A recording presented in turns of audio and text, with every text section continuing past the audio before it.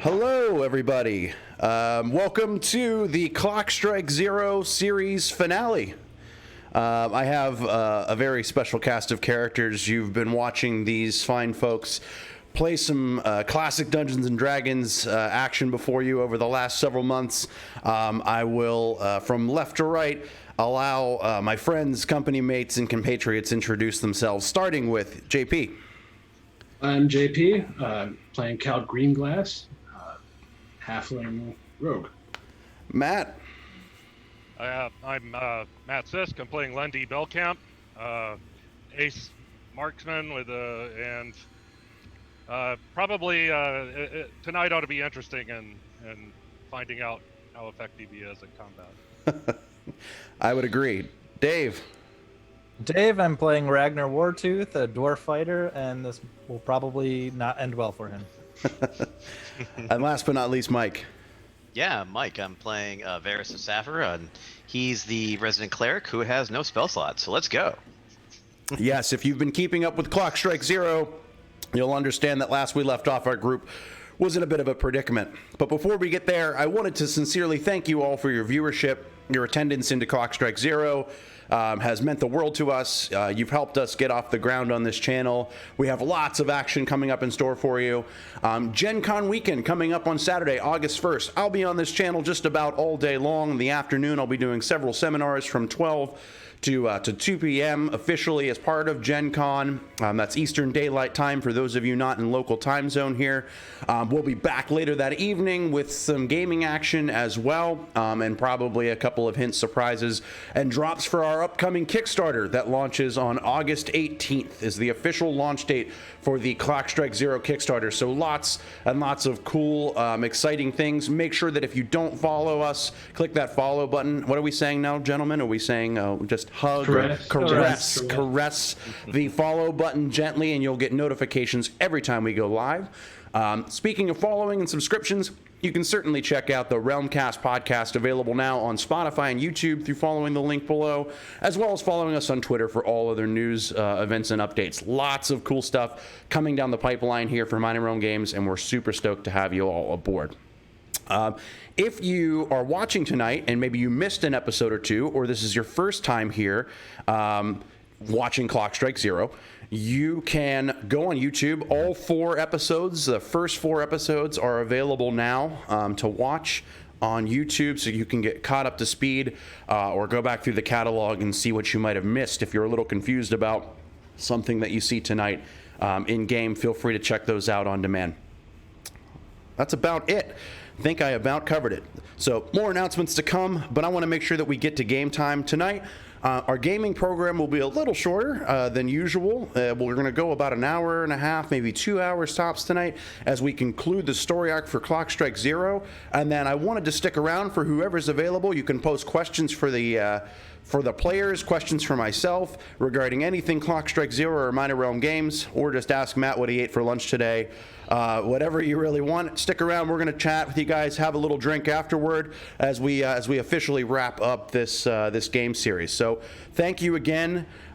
This is Clock Strike Zero. So, mere days ago, your group traveled to the modest and quiet settlement of Blackworm on a longer expedition on the way to the Grand Kingdom of Hurlevik to petition the High Court of the King for formal quests as an organized, funded guild. But you wouldn't find yourselves quaintly sipping ale, resting up, or even meandering about the town blissfully. You were almost immediately whisked away into adventures from the moment you'd arrived. You chased ghosts, killed spiders, you saved a child, you calmed townsfolk. You made an unsuspecting ally, distinctly characterized by his flippant, almost disrespectful nature toward adventurers. You'd come to learn later that this old gnome caster, now perhaps a friend, was in fact a legendary sorcerer king from a magical land known as the Northern Nexus. You tussled with the likes of nefarious assassins, part of a formal guild to protect Mr. Gorgel. Of course, those assassins coming for him and his magical artifact. But you stood faithfully by this sage gnome, and you still have unfinished business there regarding that history. But the most disconcerting and mysterious piece of information you'd gathered here in Blackworm regarded the disappearance of a founder's son by the name of Shaunist Davister. It seems, however, as the dots are beginning to connect themselves, you've now found yourselves climbing an abandoned, condemned clock tower, where you, on good authority, suspect that boy, Shaunist, to be atop, creating havoc for the settlement amidst its annual harvest festival.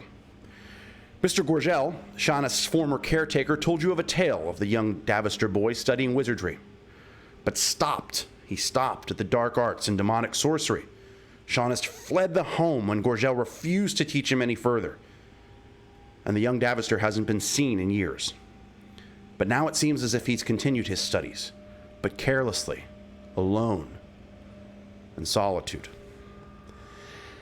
Each time the bells that have long since rung chime, a resonance shakes the fragile, tortured town to its core, revealing almost every secret that lies within its history. The clock tower wears a peculiar face, a single hand. It strikes at 7 segments to mark the days of a farmer since past, through sunset to sunrise. And now it nears the 0 hour.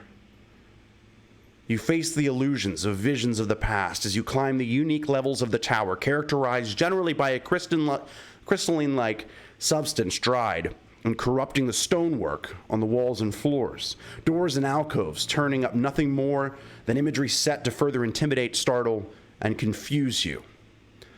The party has been squaring off against a creature of immense power, bizarre, otherworldly, gray, muscular, a leather texture on its tall, massive body, humanoid in appearance, however, haunting, a long, crowned, faceless head, quills and spikes and spots on its back. Fists like mountains. It seems as if the monster manifests and appears through portal magic, gates created to allow it to pass through mirror and shadow. You establish a theory on this as you are now all on the 3rd level of the clock tower, well over 100 feet suspended in the air, up on a crumbling bridge of glass, ooze, and stone, fighting the creature for your very lives. The bells bang loudly again, at one time playing sweet music after church hour, but now seemingly chiming the haunting death knell and tone of a funeral march.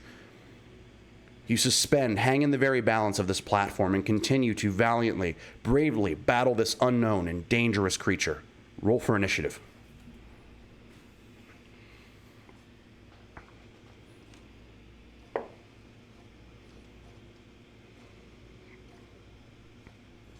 Oh, helpful if I roll the right die. All right. Let's get this party started. Series finale, clock strike 0. Thanks for tuning in, everybody. 1s and 2s. All right, Ragnar Wartooth, you are up first. Where am I in relation to him again? You are up pretty close at this point. You did run across the bridge out to the central platform, so you're beyond the catwalk. The platform is starting to crumble and crack quite a bit. You're closed in fairly close to the monster. And are there any like mirrors or anything up here as well? So remember, they are actually spread out in an array on the floor as tiles of their own, almost broadcasting the reflection up and in front of you.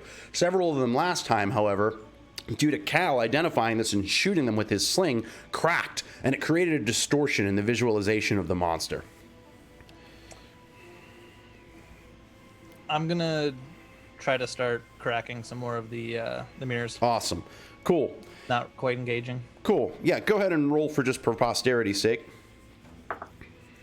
That would hit a armor class 3. Yeah. So you kind of go down on the each opposite side of the left leg of the monster as you close back in with about a 5-foot range, swinging with your axe, and your axe is Retribution, as now the Remlinite, the fine rare mineral stone on the back, begins to glow very brightly with just this fierce luminosity, and you just smash down 2 more of the mirrors on each opposite side of the tall alien-like creature's left leg, and it creates a black flickering of sort of dots and almost a gaseous sort of vapor-like appearance through it as it sort of disappears, reappears, and partially disappears again, almost removing a piece of its arm and left leg. You can see the light that's shining through the Bellhaven and up the windows of stained glass around the clock tower shining sort of refracting light down onto the mirrors. And where that light meets the actual mirrors on the platform, you can tell that those pieces are almost streaking up through its arm. Nice work continuing to bust up what it's teleporting through. 3s. 4s. Oh, 3 for Lundy? 3. Go ahead. Yeah. Sorry, was there another stair going up? So the stairs up to the final tier are beyond Right. this platform. The Okay, monster stands in your way. Okay, got it. Well, if I have a clear shot, I'll just shoot an arrow. Go ahead.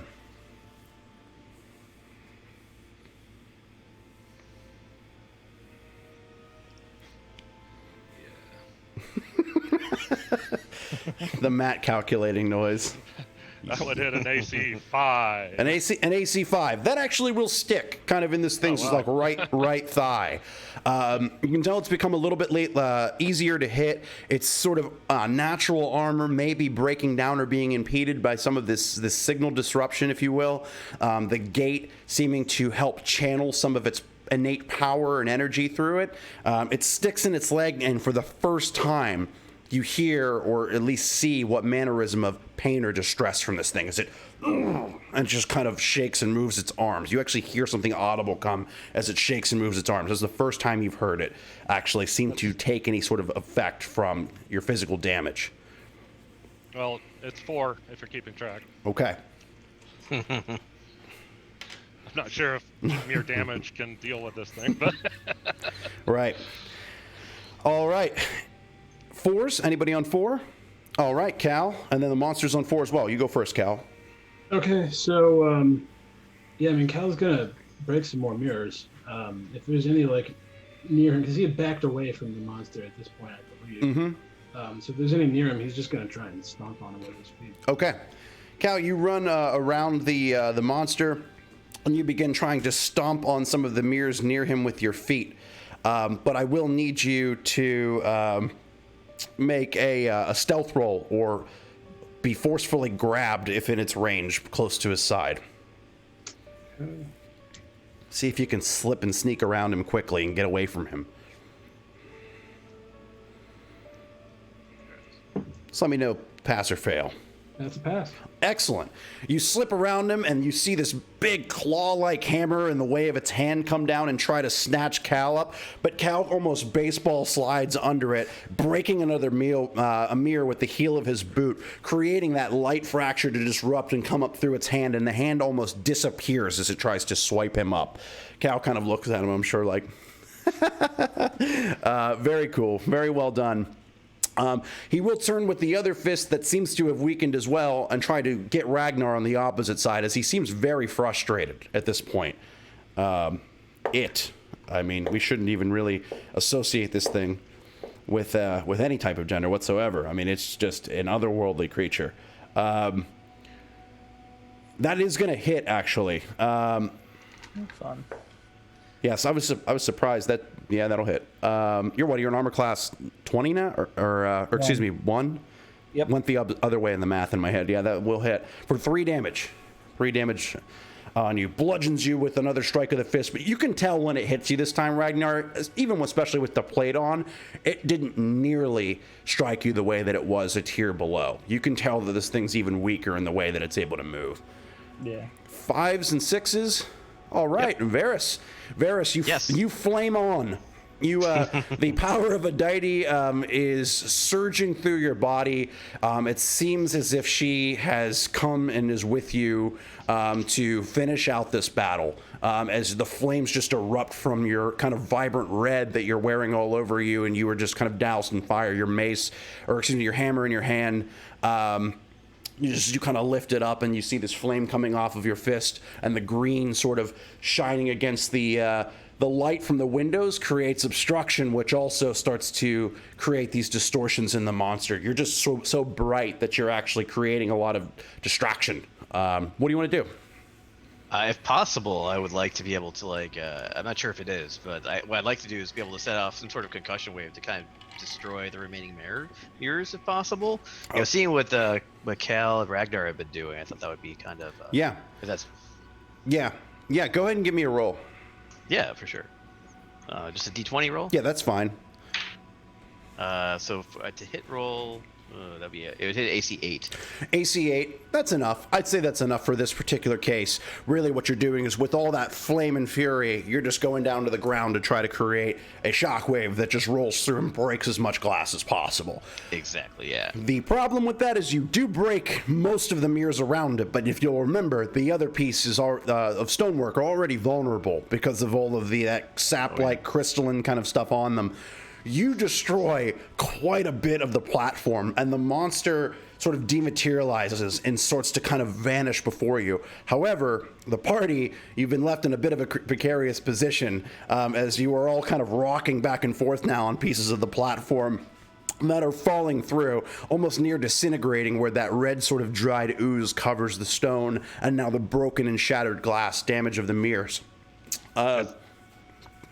Is there at all a crumbling path towards those stairs? There is. There's a catwalk on the opposite side. It would be now or never to go ahead and run for that. Yeah. And you guys. I will yell to the rest of the party and scoop anyone up or try to that needs it. But Yeah, I'll head there myself because I think that I'm on the other side, if I recall correctly. That's true. Yeah, you are all going to sort of have to make haste and get as close as you can to that other side. Give me dexterity checks, everybody. We're rolling low. Mm-hmm. Right? Lower the Okay. better for this. Yeah, I think because I rolled a 1. Perfect. That's the best one you could have rolled. Woof. That's rolled. That's a miss. Oh no. Oh Miss. no. Oh no. Well, this might 15 for me. So this might be a good time for the This will be the shortest Twitch stream ever. this might be a good time for the other reveal. As a few of you that miss, you get close to the other side. The platform starts to crumble a little bit, and you kind of fall on the edge of the opposing sort of balustrade and walkway near the spiral stairwell, and you kind of latch on with your hands. The party members. Wait, so we have 2 that made it and 2 that failed. Am I correct in saying that? I got a 15. So Okay, so that is a success for you, yeah? Just barely. I think so. Yes. Okay. So you see Lundy with the last possible second, with Cal behind him trying to hop in like the pack on Lundy's back, and Lundy with his long leg and stride gets over, falls, and kind of with an elbow is picking himself up. But you see Cal just sort of fall right behind Lundy and just sort of whoosh disappear. When you guys look over the edge, you see Cal is just hanging on by a thread of a piece of like sconce and stonework that's kind of hanging out of a wall very loosely. Lundy's kind of picking himself up by the leg, and what's worse is you've got company. On the Bellhaven above and the ropes that come down, you notice a couple of figures. They look like Assassin's Guild members from the silhouette that are rappelling down. And they are swinging themselves over now that the platform is no longer available. So you see these Assassin's Guild members from the silhouette. They rappel down the ropes from the Bellhaven above with conviction and ferocity. They just rapidly start swinging themselves, making their descent, and then their swing from the rope over onto the treacherous sort of remains of the crumbling platform, joining you on that adjoining side of the 3rd tier of Blackworm's clock tower. Cal is hanging on down by a thread below, and these guys look pretty pissed. They are here for you, it seems like. They're not looking to talk. Let's roll for initiative again. Cal, you'll be at the bottom of the order. So you'll take a 10 in segments. So was I able to hoist myself up You were. with Lundy's help? Yes. Okay. Yeah, we're not killing anybody 20 minutes in. let's just be transparent about it. My past with dwarf fighters lifting to rescue people is shaky at best. Tarps are my worst. Yeah, I was going to say, and you weren't even lifting up people. You were just trying to pull a tarp up off the ground that had rainwater on it. That was embarrassing. 1s and 2s. 2. All right, Varys, you are fully at your feet. You are still sort of engulfed in the mighty flame of the goddess of fertility, Adyte. What do you want to do? So I'm specifically looking for that one guy that I talked to before, the guy who seemed like he was like leading the group. Yep, Where is he in relation to me? He's here. He's about 7 feet out in front of you, center of the group. Has his helmet sort of hanging on his side underneath of a cape and cloak. You see his face is just sort of riddled with scars and markings, and he's kind of missing an eye altogether. And he's got his long, shimmering sword drawn. It's this sort of narrow, almost like Alucard-looking sword, and it's out towards you. There's other sort of henchmen lurking around, drawing their weapons and getting into fighting stance. These brigands, as they attempt to kind of surround you. You want to go for right for the head guy? I mean, I do. Oh, I mean, right. I just want to make sure that, like, if I charge into him, how far in relation to him are the other people? His henchmen? Yeah, how close are they to him? 2 of them are probably each opposite side of him on this opposite sort of walkway. Probably, let's call it 5 to 6 feet on either side of him. Got it. I think that Varys is done playing it safe, I think. Especially just feeling that sort of power within him. So he's just going to go charge straight after that dude. Okay. So just roll the hit. Yep. Oh, that should be good. That looks good. That would be AC 14. Armor class 14, or was that to hit? To hit 14. I rolled a 14. You rolled a 14, so... Oh, so AC 4, excuse me. I'm sorry. Gotcha, okay, Yeah. okay. Yes, first edition. Yeah, AC 4 is good, just good enough. You're able to stick and roll for damage. Alrighty. He's considered medium, right? Correct. So that would be, looks like a 6. Oh, nice. Yeah, you actually land a pretty good hit. I'll give him an additional 2 for the fire damage that he takes off of the mace from Adyte's sort of fury that is coursing through you. And that's a solid hit. Yeah, you burn him up and kind of go right through the midsection. Great use of the turn. So this would be, what was that, 2s? So 3s and 4s. And 5s and 6s. 5. Ragnar. Good old Ragnar. You're on your feet, sir. So I'm gonna go over to Varys and help out and try to finish this guy off. Go for it. So that is going to hit a AC 1. AC 1's good enough. Roll for damage. 6. 6 more damage, and then I'll give you 2 for the Remlinite bonus on the on Retribution. Yeah.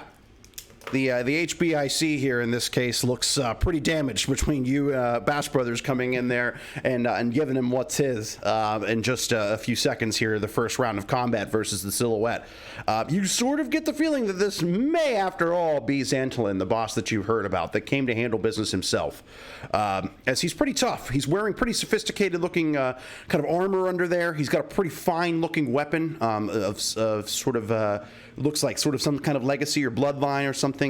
The different appearance and stature and aptitude overall, clearly, just visibly, than any of the other assassins that you've seen out of the Silhouette. So something just you might keep in mind. 6s, 7s, and 8s. All right, Lundy, I'll let you get a shot off, and then it's going to be the henchman. All right. I'm going to ignore the henchman and go straight for head honcho. Okay. Do you want to sort of Like, when I say go for, I mean shoot. do you want to sort of back up as far as you can near the stairwell, Yeah. get some distance, some separation? Yes. Okay, yeah, great. Exactly. Great. Can I duck? Yes, everybody can do a free action to duck. Even Cal, who's hanging off the side of the ledge by one hand. You know, always have, like, boom. Varys, the wind beneath my wings.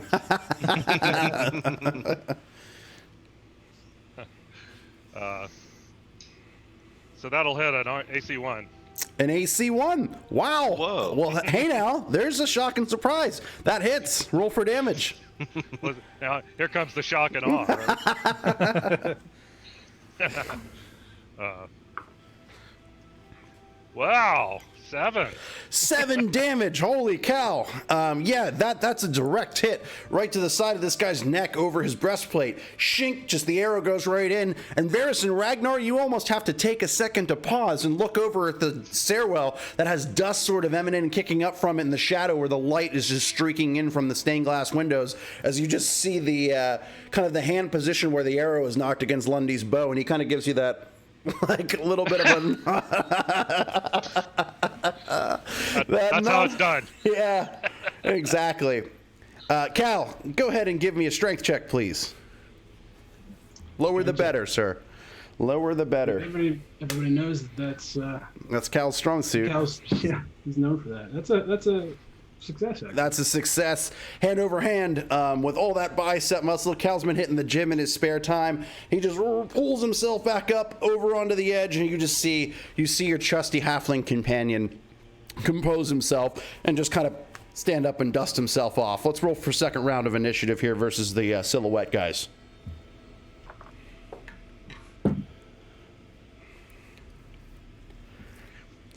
Now that the silhouette are fully in position, Ragnar, one comes to your left, and Varys, one comes to your right. And they are going to go right on in with you with their short swords. I got a hit on Varys, a miss on Ragnar, and that's going to be 1 damage on you, Varys. That's it, 1 damage. However, Just a flesh wound. Just a merely flesh wound. You have one more that's sort of Lundy charging you, sees you over in the corner, and actually just breaks off from the group and is charging over at you. Will get to you, but will not attack on this segment.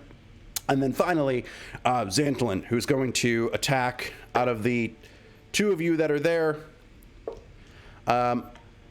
Dave, odds or evens? Odds. Gonna attack Varys. Sorry, Varys. It's all right. And that is a critical hit. That's all right. Sorry. And that's going to be 6 damage. 6 damage. Okay, it's fine. Fine, I'm still up. Still upright. You hear him just sort of gravelly sort of whisper something and says, "We are done with this crusade." All right, 2s and 3s. I'm at 3. All right, Lundy.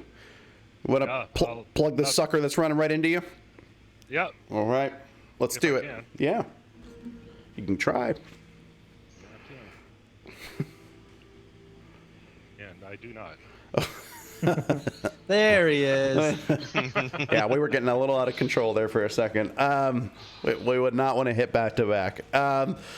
Then arrow zings by this guy. You actually see him sort of lift up his sort of bracer on his arm and kind of duck his head, but it goes right over that as he sort of crouches down. You miss. How close is he at this point? He's within about 10 feet at this point. He's just a little outside of 10 feet. He's closing in. Well, I will. If he's closing that fast, then I'm not sure of the action economy, but I'll start to pull out my dagger and drop the bow. Okay. Yep. So you'll be able to.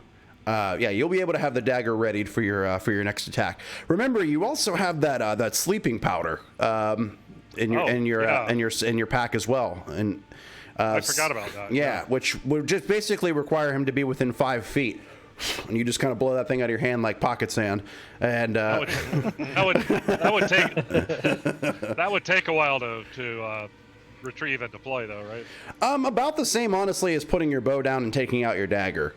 Just kind of, it's almost like in that move action sort of economy. I'm too much paizo right now, but you know what I'm saying. Let's do that. Okay. Let's have some fun. Okay. Right? Cool. And hopefully I don't inhale it. Yeah, exactly. Well, you actually made this this powder in your log cabin in the Mounts of Green, so you've been around this stuff for a while. It's like you've been huffing this stuff for years. All right. Just to refresh my notes, like how many doses of that do I have? I think you told me it's like 3 or something. I think you have 3 charges. Yeah. Right. Yep. Okay, got it. Cool. Awesome. All right. We will move on to 3s, 4s. All right. Varys, you have this brigand to your extreme right, and you also have Xantolin to your near left. What do you want to do? It's a tough choice because this guy's like a gnat over to my right, but at the same time, I just kind of want to take down Xanthalon. I think that he's focused. Daiti is telling him that he is the threat. The rest are sort of, Yeah. Yeah. secondary to this. So Yeah. he's gonna focus his full fury against Xanthalon. Okay. So, nat 20. Oh! So, Describe that should your destructive killing blow of the So Assassin's Guild boss. So he wants to actually sort of like use like his mace like a baseball bat and just kind of like take it directly. He's gonna aim for his breastplate, but kind of miss and go high, and just hit him like basically right under the chin. Oof. With fire, fury, and the god compelling you, the goddess compelling you, you just come in right up under the head. You, with force, flame catches on Xanthalin's chest, catching onto the cape. You hear the loud clang of his sword meet the broken, corrupted stonework that has the crystalline sort of material all over it as it slides in one direction and he slides in the other. And what you see from behind him is actually the shadow of the monster creature that you've just been facing rip him down over the edge of the balcony, and he just goes flinging on in flames down, falling to a death hundreds of feet. Bye-bye, Xanthalin. Woo. Yeah, he is gone. Hardly knew you. We hardly knew ye. So that was all on 4. All right, Yes. 5s, 6s, 7s, 8s, 9s. All right. So now you have this brigand to your far right, engaged with Varys. Of course, the one to your extreme left that is plowed into you, Ragnar. Okay, so it'd be attack of opportunity if I left. Correct. that dude. Correct. Well, then I'm gonna go after him. Yeah, I don't know if you're in a position to accept those at this point, like usual. Yeah. So. No. So that's gonna hit another AC 1. Oh yeah, you hit him. Same roll as Yes, last time. yes. Roll for damage. That's gonna be 11 damage. Max Ooh. damage. Okay, yeah. You take him out. You can describe your nasty kill if you'd like. I just chop his leg off and Monty Python style. Yeah. Yeah. Nothing fancy. Yeah, you put him down right above the knee. You kneecap him, and he kind of falls down, drops his short sword. Short sword slides in one direction. He also stumbles toward the edge, and he just falls off. He's very close. You guys are sort of battling on the edge of this platform here, on the opposite side of where the catwalk was, near the stairwell at this point. And I'm gonna use my movement to close in on the one that's attacking Varys. Great call. Try to help him out. Yeah, great call. Cool. All right, and then that'd be 10s to round us out. But I was gonna say Cal's the only one left to go. So Yeah. So, can I pick up? Is the short sword like fall into the abyss, or is it on? it's hanging over the edge. It's definitely up for All right, grabs. yeah, I'm gonna retrieve it Okay. because I don't have a blade anymore. All right. Nice. And then I'm gonna try and go up behind the other guy and backstab. That's a +1 short sword. Oh, is it? Yes, it is. Oh, fantastic. I need Kel- all the Kel needs pluses a- I can get. Yeah. Yeah. All right, let's see. Are you backstabbing to wound or? At this point, he's playing for keeps. non-lethally? Yeah, he's playing for keeps. Backstabbing to subdue. Yeah, no subdual damage today. Okay, that hits an AC 2. An AC2. Yeah, you go ahead and roll for that damage. Okay, what's the damage die for a short sword? That'll be 1d6. Okay.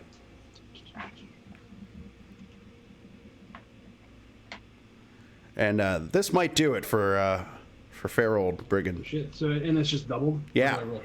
Yeah, so that's 12 damage. For backstab? So that's gonna do it. You come over with the short sword, completely unsuspecting. You're short. You're in the shadows. You're away from the light streaming in from the windows, and the short sword just goes right up through this guy's spine, Mortal Kombat style. You could tell he just kind of falls in half and collapses like a tent as he hits the ground, and his weapon and kind of armor clang off of the corrupted stonework concrete of the clock tower. Very well done. Very well done. Final. Cal gives a little whoop. I got one. Yep, you bagged one, Cal. Attaboy. All right. Roll for initiative, gentlemen. That is all we have. The big boy. Big was down. Just one left over on Lundy. Oh, I meant the thing climbing up. Oh, well, yeah, he is coming back. It is coming back, yes. Ones and twos in initiative. All right, Cal. Okay, so is the guy engaged with Lundy, or is he? He is now closing in on Lundy. Yes, Lundy is, as you can tell that he's got this little, almost Crown Royal looking purple sack that he's pulled out. You know what's in there from your time traveling with Lundy. He's used that a couple of times before in your presence. You can tell he's plucking that out. He's pouring this sand into his hand, but this guy's about to smack that back up in Lundy's face if he gets close enough. Okay, I'm gonna try to backstab this dude too. All right. Cal's on a little murderous rampage right now. This is He's great. got the blood rage. Yes. Yeah, this is a purge planet, Morty. It's like running that's around a- like this. That's a nat 20. Oh my god. Oh my god. So let's play this out like this because I think it's hilarious.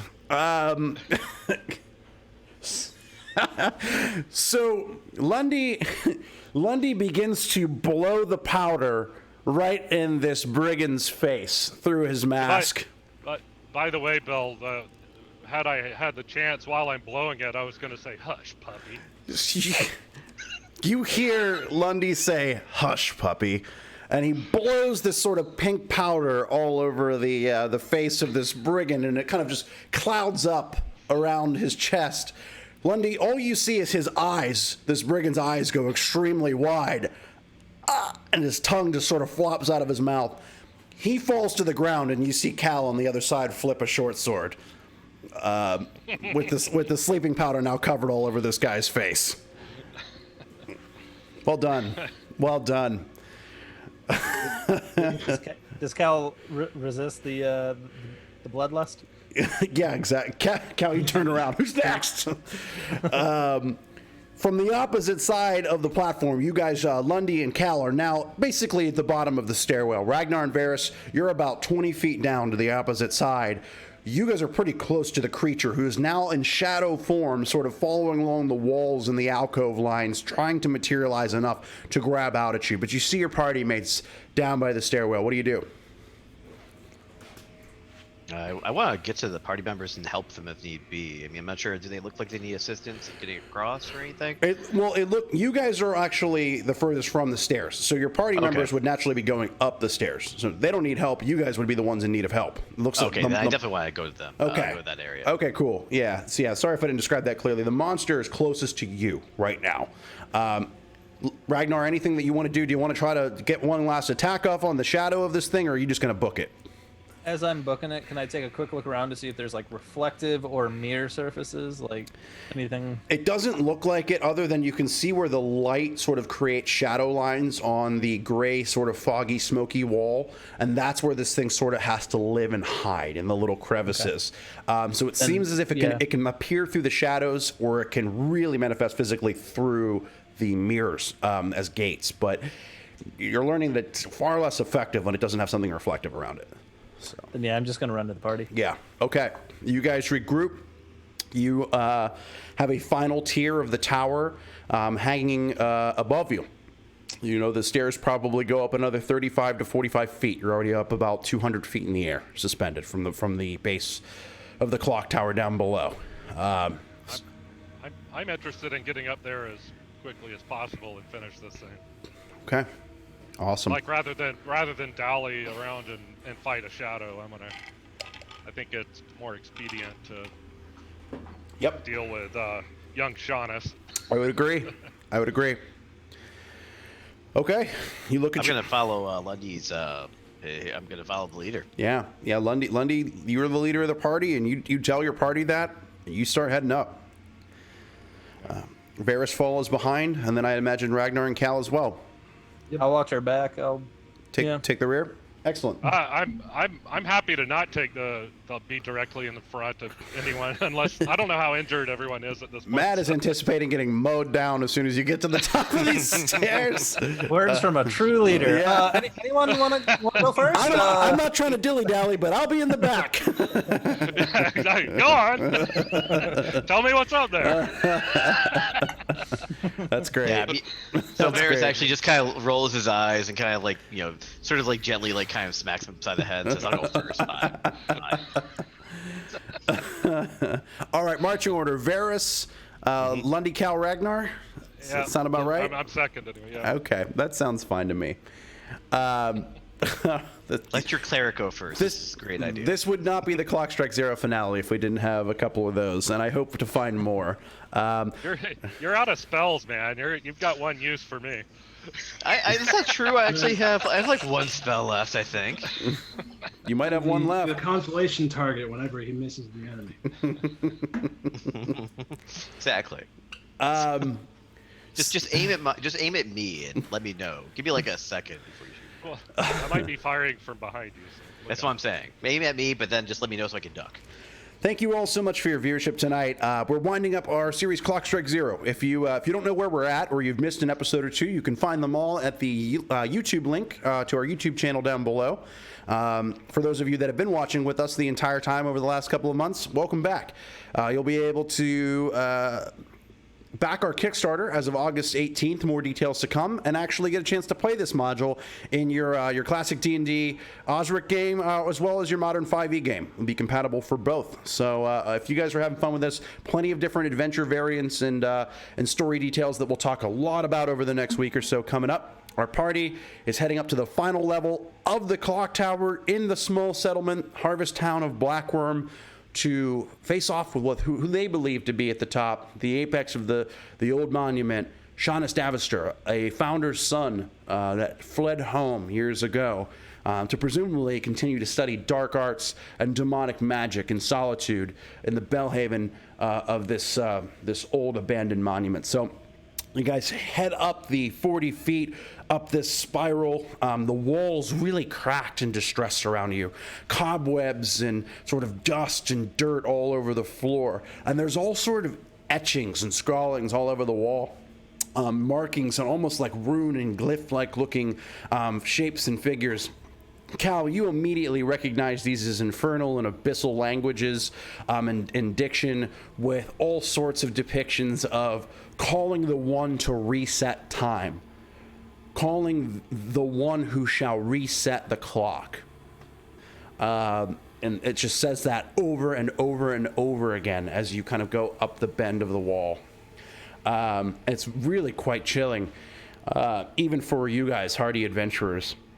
But you make it to the top of the stairs, and kind of at this landing, there's almost framed in this sort of wooden structure. It's long, it's rectangular, probably goes out about 50 feet in depth. There's all this sort of old furniture and sort of these just decrepit looking designs, decors, paintings, illustrations, just a lot of clutter and almost attic-like looking junk laid out and strewn all about the Belhaven. Of course, 3 massive bells out in the center that drop down through an open sort of square cutout, and those suspend down with the ropes, so the resonance of the bells can sound through the entire tower down to the base floor, all the way below, probably now at this point about 250 feet down in the descent.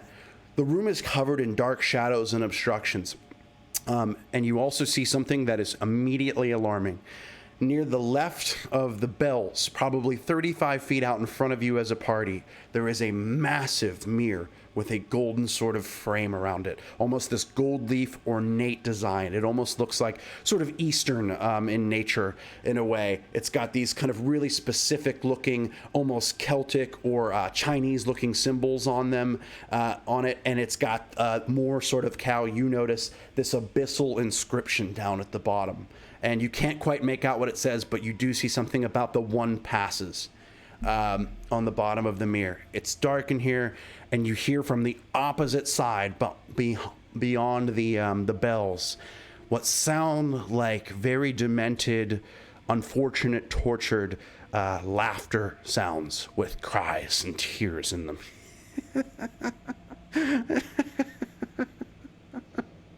Is it a single person's voice, or is it multiple people? It almost sounds like, that's a great question. It almost sounds like there's like sort of undercommon mixed with multiple tones and octaves of that voice that echo through the room, far louder than what the sound of one would be.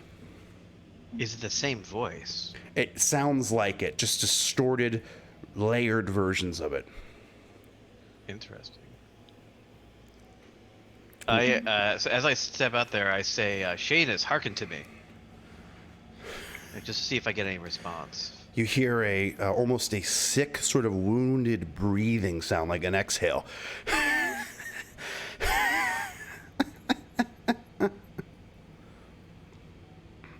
I shout a little louder. Speak to me. Why did you come here? Why did you come to my town? To save your town. To save you. Then you should have killed them. I don't see what that would do to save anybody. You should have killed the founders on their hill. Who? What? Who are the founders? My father and his friends. What do they do? What did they do to you? They torture everybody. They hold this town under their thumb. Hey, Bill, Yep. I'm going to, while all this is going on, Lundy is going to, I'm going to be edging around to see if I can get a line of sight on where the voice is coming from. Yeah. Yeah, why don't you give me a track roll at Urban for Lundy? Oh, Just check against that, and we'll see kind of how quickly you're going to be able to get a line of sight based on where you're at with that. oh no, I forget where that is. I think you're rolling against a 65, if I'm not mistaken. Oh, right, I got it. Urban. You said Urban, right? Yeah, please. And Varys, yeah, you stay sort of in this conversation while you see. I'm trying to distract him, Yep. essentially. I'm just trying to pull him out, maybe see if there's a way where I could talk him out of this madness. Got it. But mainly to, like, do two things. Distract him and also to protect Lundy in case anything comes through. Yep, you got it. Yeah, Varys, you sort of part off one way a few feet and you raise the volume of your voice so you can project it further past the bells to the dark sort of crevices and corners of this Bellhaven, this attic tier of the tower, if you will, while Lundy sort of creeps off to the right and tries to get into the shadows. Cal and Ragnar, what are you doing? I'm I heading was towards the actually mirror. creeping on the opposite side through the shadows. Got it. Give me that sneak check for Cal, and then Ragnar. That was an 8, by the way, Bill. So way well within. Perfect. Yeah, you're going to be able to get a sight here probably in just a moment or so as you move quietly. Cal, you go to the opposite direction. Ragnar, you start as quietly as possible, even though you're sort of clip-clonk, moving toward the mirror. How high off the ground is the mirror? It's Or suspended. is it a full length? So it's like full length, but it's suspended up on this little sort of golden box, almost like this base that goes up about 3.5 feet off the wooden floor, the splintered floor. Let's still be able to reach it, right? Mm-hmm. Okay. And then Cal, where are you at on that sneak? That's a success. Okay, great. So yeah, you basically slip into the shadows on one side, Lundy on the other, Varys in sort of the light center, and Ragnar sort of going off to his near left in pursuit of the mirror. As Varys continues in conversation, the boy calls back out to you, Varys, and says, "You made a mistake by coming up here. You made a mistake." I try to, like, harness the power of a deity to, like, kind of keep the flames and the light kind of focused on me, to try to, like, add more darkness around the rest of the party. You do. You pull that in. You actually pull in some of the light that's shining through like the atrium exposed sort of ceiling where the bells are sort of just suspended, swaying in a bit of the wind. You kind of dampen that out with a bit of the gray smoke that you've created against the ceiling. It's actually quite a sight. And I say to him, I say, it's not a mistake to care for you, Seamus. It's not a mistake to try to repair the harm that has been done to you and to this town. Did you Let us help you. Did you bring him? No. Did you no. bring him? No, of course I wouldn't do that. The old man that betrayed me? No, I would not do that to you, son. Because I'll kill him. I must. I believe you have every reason to. I do not doubt you there, son. And you sort of get the sense that he might not be talking about his father anymore. He's... Who are you referring to? Your father? No. The king. Mr. Gorgel? Yes. What did he do to you? He is a traitor. First he betrayed his people, and then he betrayed his only grandson. Oh, he's your grandfather. At least that's what he told me. He said he'd never leave me, that he'd protect me from all the bullies, and from my father. And he wasn't able to, was he? No, he wouldn't teach me how to defend myself, so I had to teach myself. Roll for initiative. This kid's 16 now, right? About, you would guess about probably 15-ish, yeah. I have to decide how guilty I'm gonna feel if I put an arrow in him. Well, I guess we'll just have to see. All right.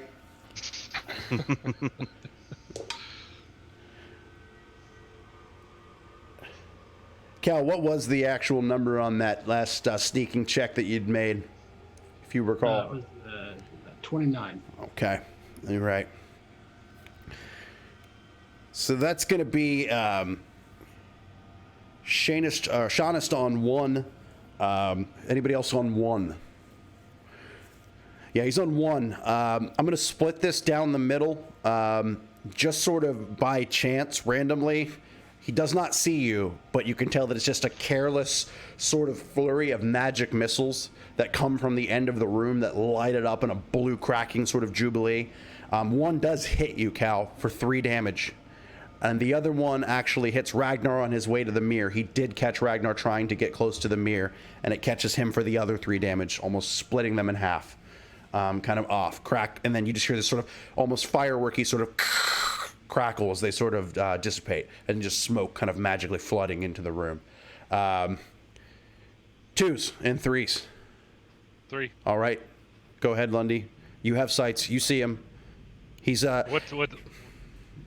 Yeah, what's he doing? Yeah, he's just crouched in a corner and on sort of what looks like this very sad little bed that he lies on. It's like this kind of little thin mattress with a bunch of old, dusty, dirty blankets kind of around his legs as he's kind of sitting crisscross applesauce. Hunched over with his back. You can see that he's got long sort of blonde and kind of white hair that's covering kind of one side of his face. He's very, very frail and almost sickly and bony looking. He's probably only about 120 pounds soaking wet. And there's no sign of the shadow creature? No, none. And that just with that mirror, it was fancy, but did it just look like a regular mirror? No, if you'll remember, those symbols were mounted all over in that ornate design, right. and it did have some kind of an abyssal inscription on it. I guess what I meant was, like, did I get any sense that it was a portal as opposed to a Yes, mirror? absolutely. It is 100% more than likely a portal. And where, at this point, since I've been circling around, how much of the mirror can I see? All of it. You were almost standing the surface, I mean. Yeah, you were almost directly in front of it from the opposite side of this Bellhaven. It's not right next to me. No, it's on the opposite side of the bells. You went right, but you're about to pass it. You're basically equidistant between your party, the mirror, and Shaunist on the opposite sides, almost forming a triangle with you at the bottom of it. What's your vector, Victor?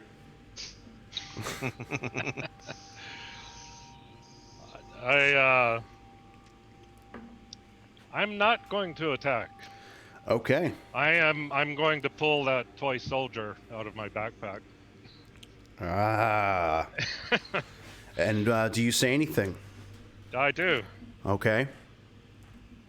I say, Shaunist, you remember it didn't used to be this way, and I am very visibly holding that soldier up in the air. And I try to light it as well with the sort of fire around me, if that's possible. Yeah, you create a little bit of a shadow behind him, and you sort of just, and you have this kind of magical ember that doesn't burn it. It almost just illuminates it. It creates this almost little display case looking light under it. It's really, really neat. You did say that was a soldier, right? Mm-hmm. Toy? Yeah, it's like a little okay. toy elf soldier, like probably from the Great War. right. The Endless War. And you can tell that he sort of comes out from the shadow a little bit, and he's really dirty. His teeth are sort of like kind of gangly. He's got this kind of thin, dry lip, cracked lips, and he just kind of crawls out from under there, from under this little corner that he's sitting in. And he says, "You found him. I don't play with toys anymore. I'm not a child. I need you to make a save versus spells, Matt, for Lundy."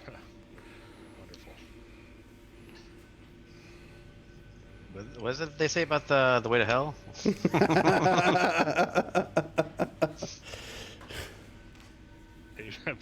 You can still hear me, right? I had a weird computer noise. I'm not sure I'm still. You're here. All right. Hey, if the audience out there that's watching doesn't want to see Lundy get killed right now and tossed down 250 feet, now would be a good time to speak up in the chat. Just say hello. Lundy. That's And you said crickets.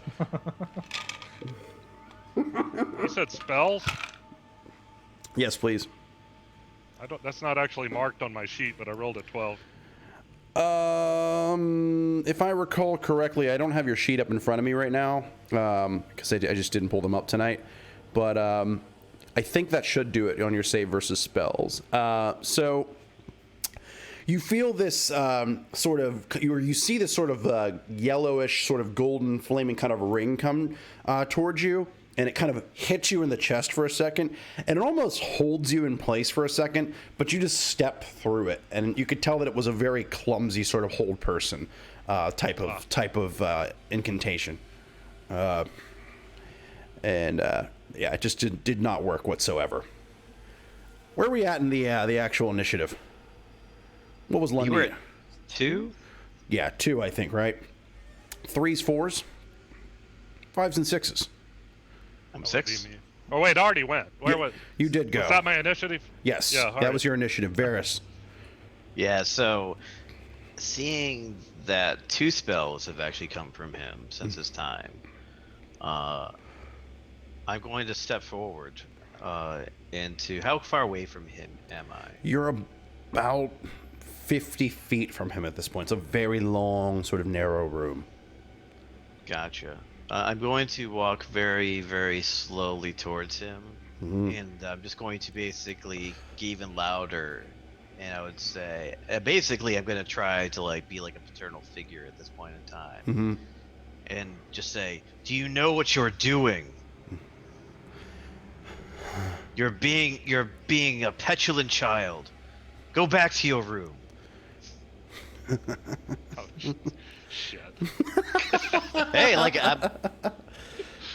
You just hear him start. Yeah, Dave, none of my business though with the mug, the sip at the same time.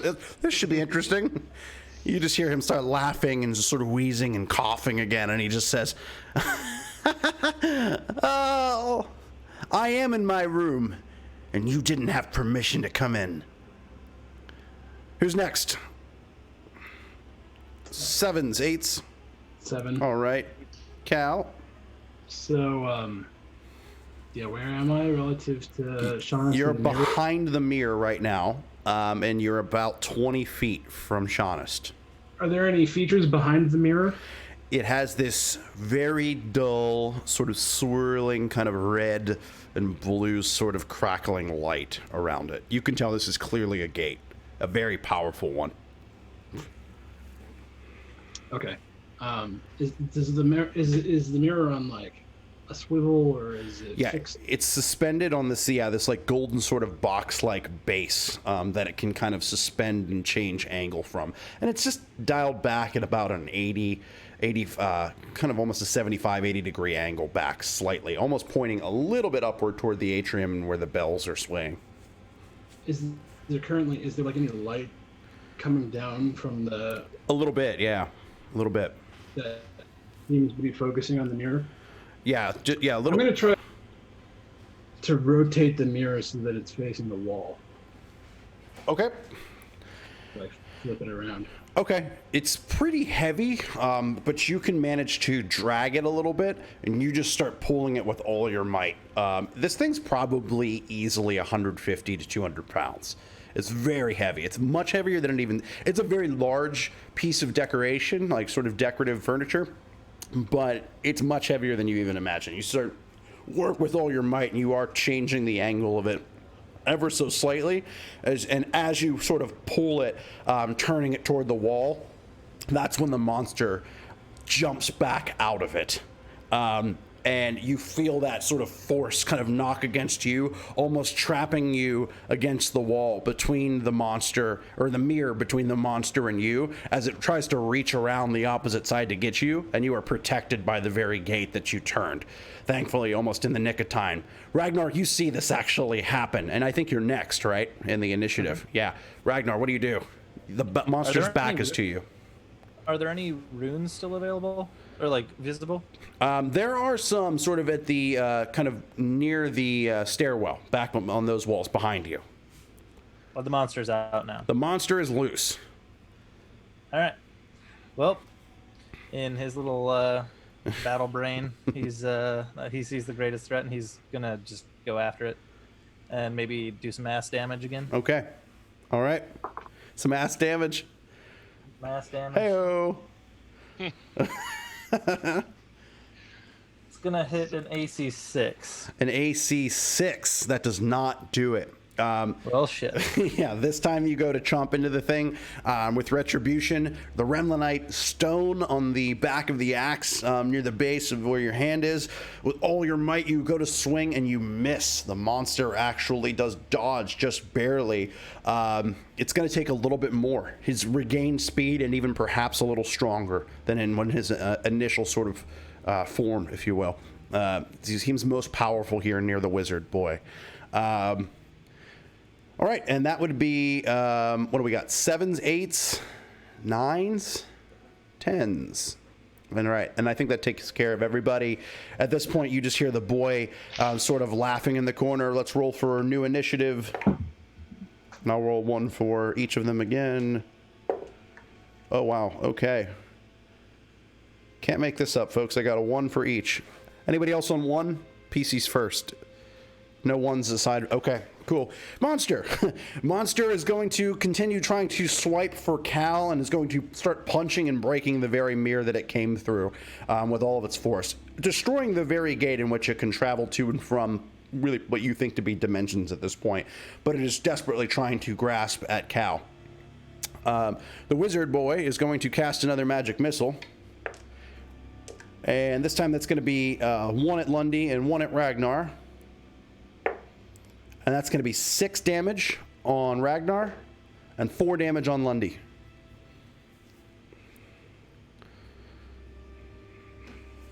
Twos and 3s. 4s and 5s. All right, Ragnar, and then Lundy. I'm gonna attack with Retribution. That should hit. Okay. That's it's less than 0. Yeah, so. that hits. 4. If I get the right dice. 8 damage. 8 damage. Yeah, you actually hack into this thing. You hear another, and it's kind of quills on the back begin to shake again, and the spots on it begin to change kind of colors, and it has this kind of golden aura with blue and red light sort of starting to crackle around it as well. It's really powerful. You can tell you're probably going to have to go toe to toe with this thing, Ragnar. And then Lundy. Yeah. Can I still see the surface of the mirror? Yes. Does it seem like it's still shimmering, like it's still a portal, or is it maybe it only works for this creature? It seems like it's a gate created for this creature. But is it still looking like a gate? It could be. The creature's actually covering most of it, but it very well could be. Yes. How far has people gotten in smashing it? Not very successful. It's trying to get to you, and it's trying to smash on the mirror. It hasn't really focused on a dedicated target at this point. It's just destroying everything in its path. What I would like to do is get within this might be a completely ridiculous idea from the genius Lundy, but I would like to get close enough to the mirror where I can throw the toy soldier through the mirror. Okay. All right. Yeah. I mean, I know the creature's mostly in the way, but Okay. So you're gonna move in on the mirror and the creature. I'm gonna get close enough to where I think I have a reasonable chance of hitting the mirror with the toy soldier. Okay. Isn't the mirror facing the wall now? It is. Yeah, you're pulling it in one direction. It's probably like halfway eclipsed toward the wall. I like this because Lundy is supposedly adept with a bow, and now he's basically got to like Jordan the toy soldier into this awkward angle with this giant monster. All right. Buckets. Yeah. What? Watching dimes. All right, you move in like close enough to the point where you feel like basically close to the bells, but far enough from the action where you feel like it's worth a shot.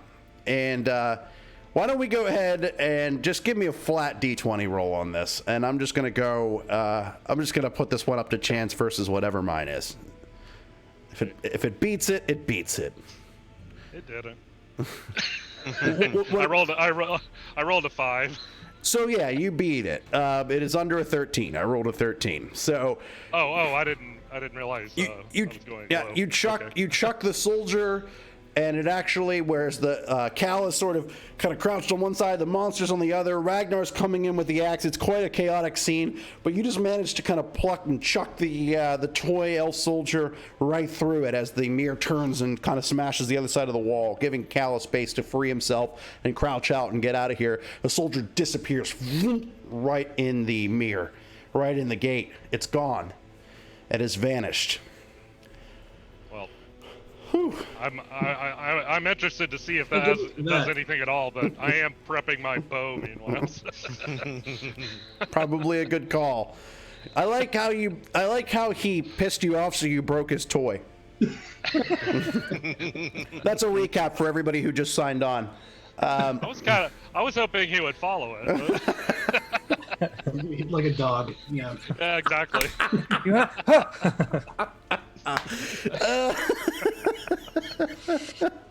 Oh my god. This just went off the rails. I was hoping you would follow it. Like, oh, toy. He's a 15-year-old kid. Oh, he just lost his toy meanwhile. Right? He's pretty upset about it, but like, he knows what's behind that gate. Oh man. Oh Jesus. Okay. All right. Were you whistling at him too? Here she is. Here, boy. Here, boy. Bad Seamus. Go to the other world. Go to the other world. Toys in the Don't other make world. me use this newspaper. Yeah. Oh my god. As he's rolling it up. Yeah. Holy shit.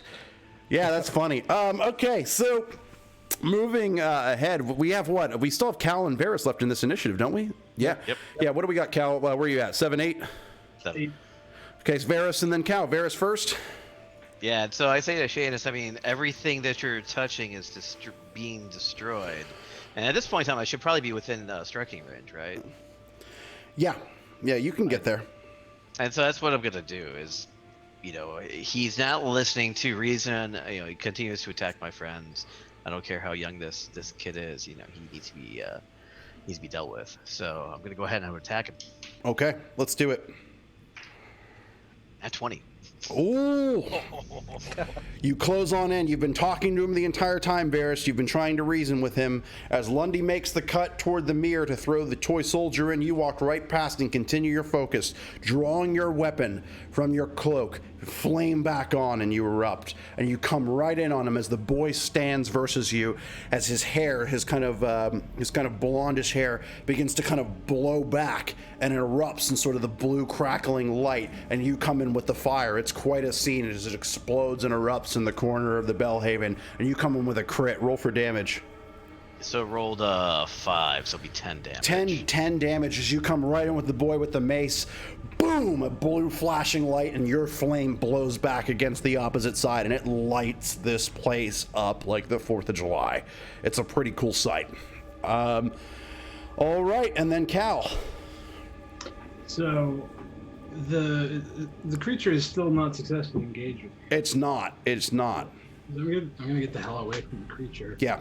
Is the is the boy sufficiently distracted by Varys now? He is, but to the point that I think you're about to get to, and if it is it BS,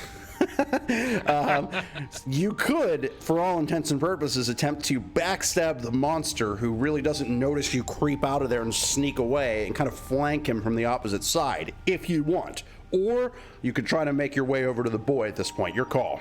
Just wanted to give you a heads up on that.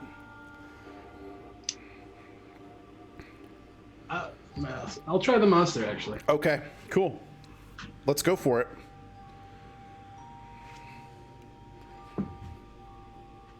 That hits an AC 3. That'll do it. Okay. That's so it's gonna be 6 damage. 6 damage. You feel like it actually does do something this time. It almost as if he's attuned and connected to the boy's life force, though. Because Varys, as you see kind of the boy in front of you, his eyes wince a little, just almost as Cal goes up with the short sword up and backstabs the monster. And the monster kind of, and it's sort of faceless, sort of vacant block on its face begins to kind of ripple a little, and the quills begin to shake more on its back. It sounds almost like a series of rattlesnakes. Really kind of terrifying. All right, roll for initiative.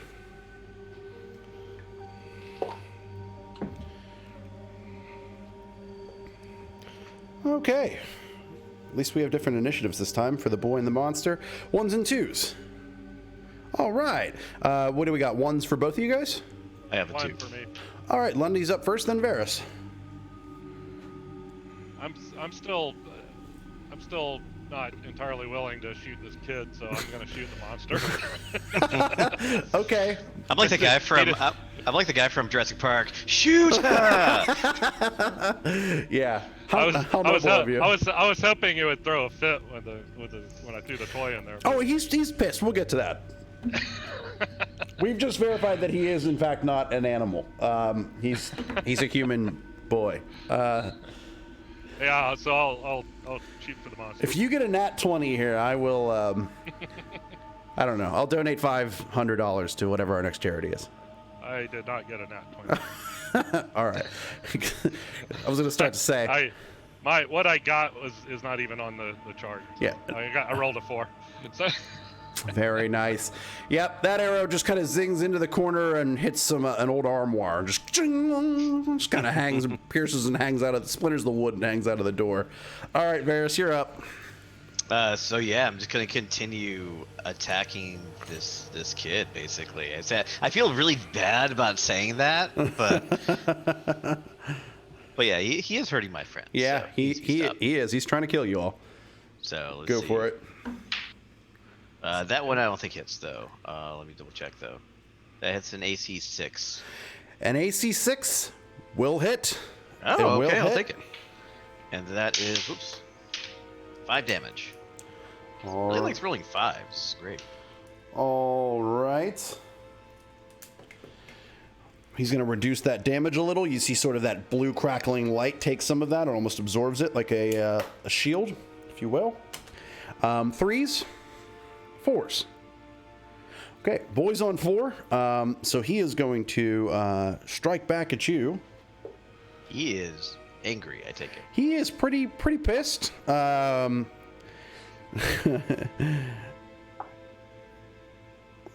right. Yeah.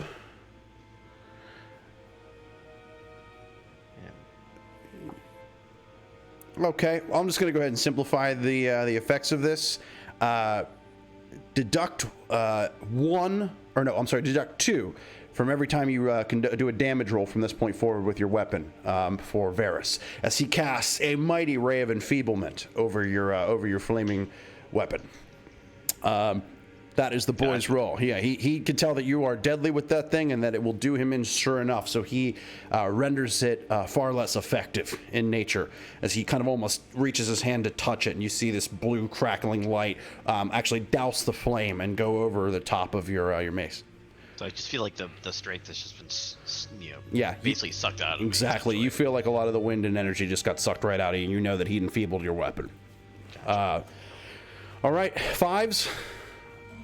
All right, Ragnar, you go first, and the monster will go. All right, he's gonna attack him with retribution. Yep. This would be a 0.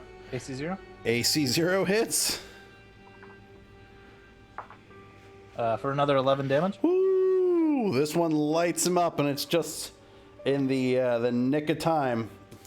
Just in the nick of time.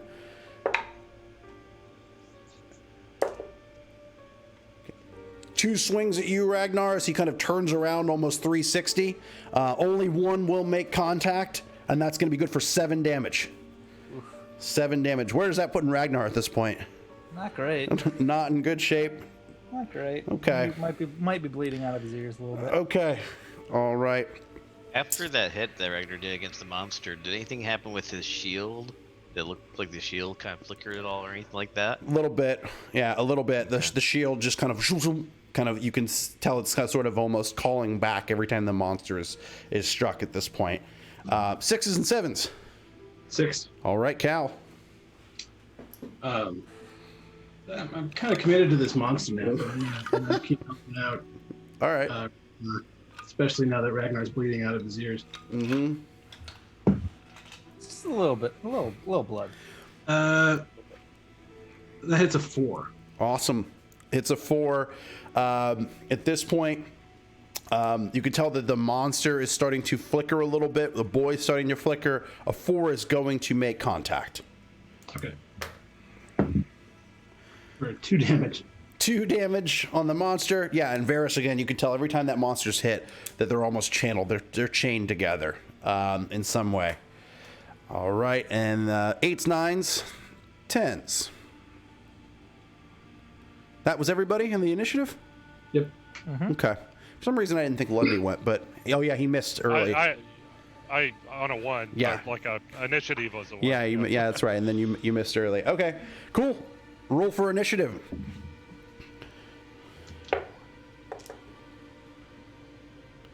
All right, 1s. All right, Cal, go ahead. Right. I'm gonna take another stab at this guy. Awesome. Let's do it, man.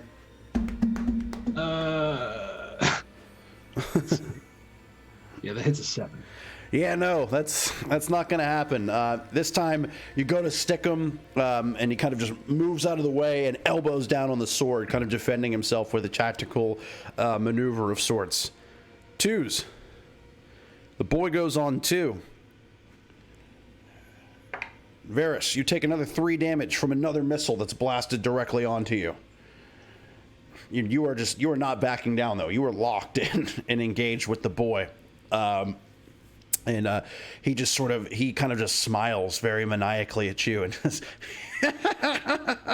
he's happy to see you sort of wince in pain after that one, as you were just crackled in this blue light of force and electricity. It's not very fun. And you all hear sort of echoing from the bells up or through where the atrium is. You hear a voice. It says, "That is enough, Shaunist." And Mr. Gorgel drops down behind Varys as he swings down and has his wand, basically his staff. his cane. Yeah, I duck. Yeah, the cane. yeah, That thing is powerful. Yep. If I remember correctly. very powerful. We will take a 2-minute break on that note. Stay tuned with us for more Clock Strike Zero. We have more gaming up ahead of you on our finale this evening. Lots of cool stuff coming up here on Mighty Realm Games Twitch Saturday. Gen Con event all day long. We will be here. Our adventurers are battling the final showdown versus an alien-like other interdimensional monster and the Boy Wizard atop the clock tower in Blackworm. More action with Clock Strike Zero. We'll be back in just a few minutes. Thanks, guys.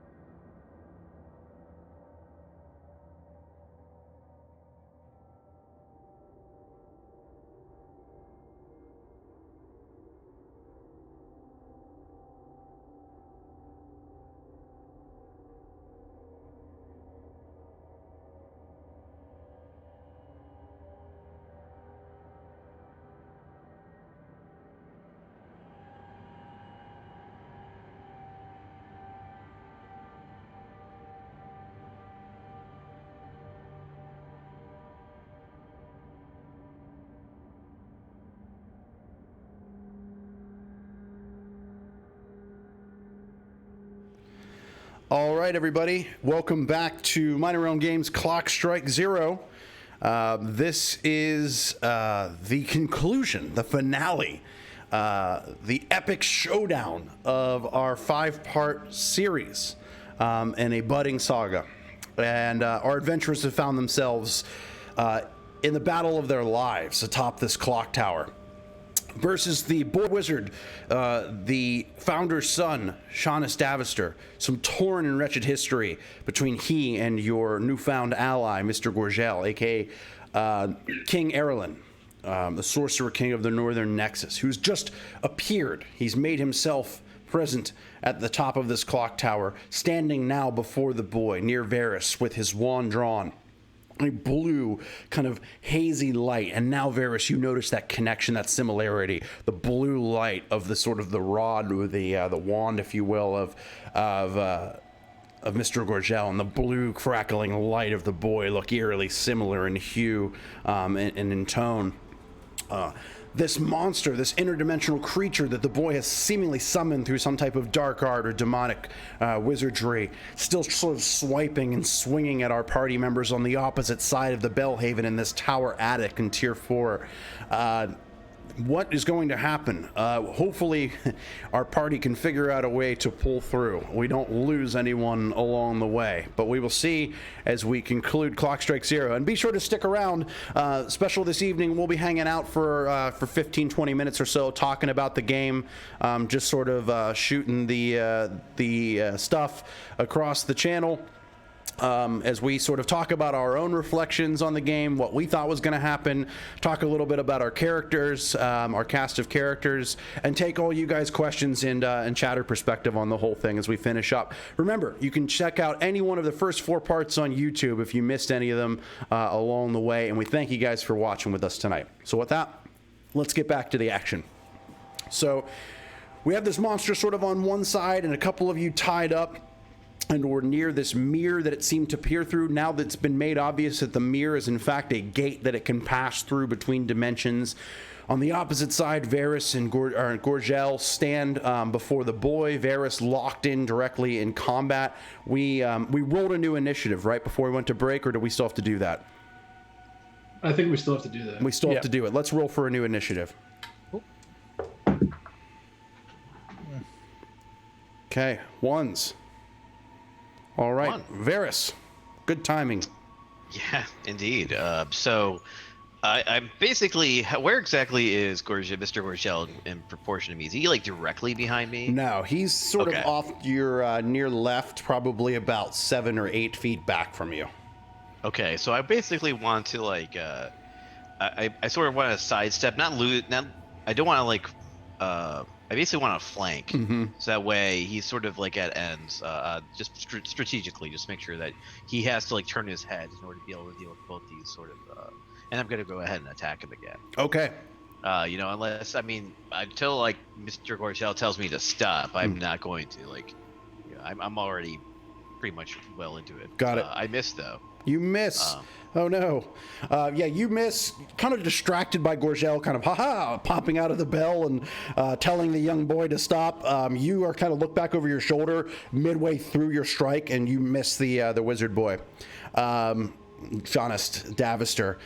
He also goes on one, and he uses that turn, that segment, to go invisible. Boom, he casts invisibility on himself. And over your shoulder, as you look back for a double take at Gorgel, boom, he becomes invisible as well. 2s and 3s. 2. Wait, All right, Lundy.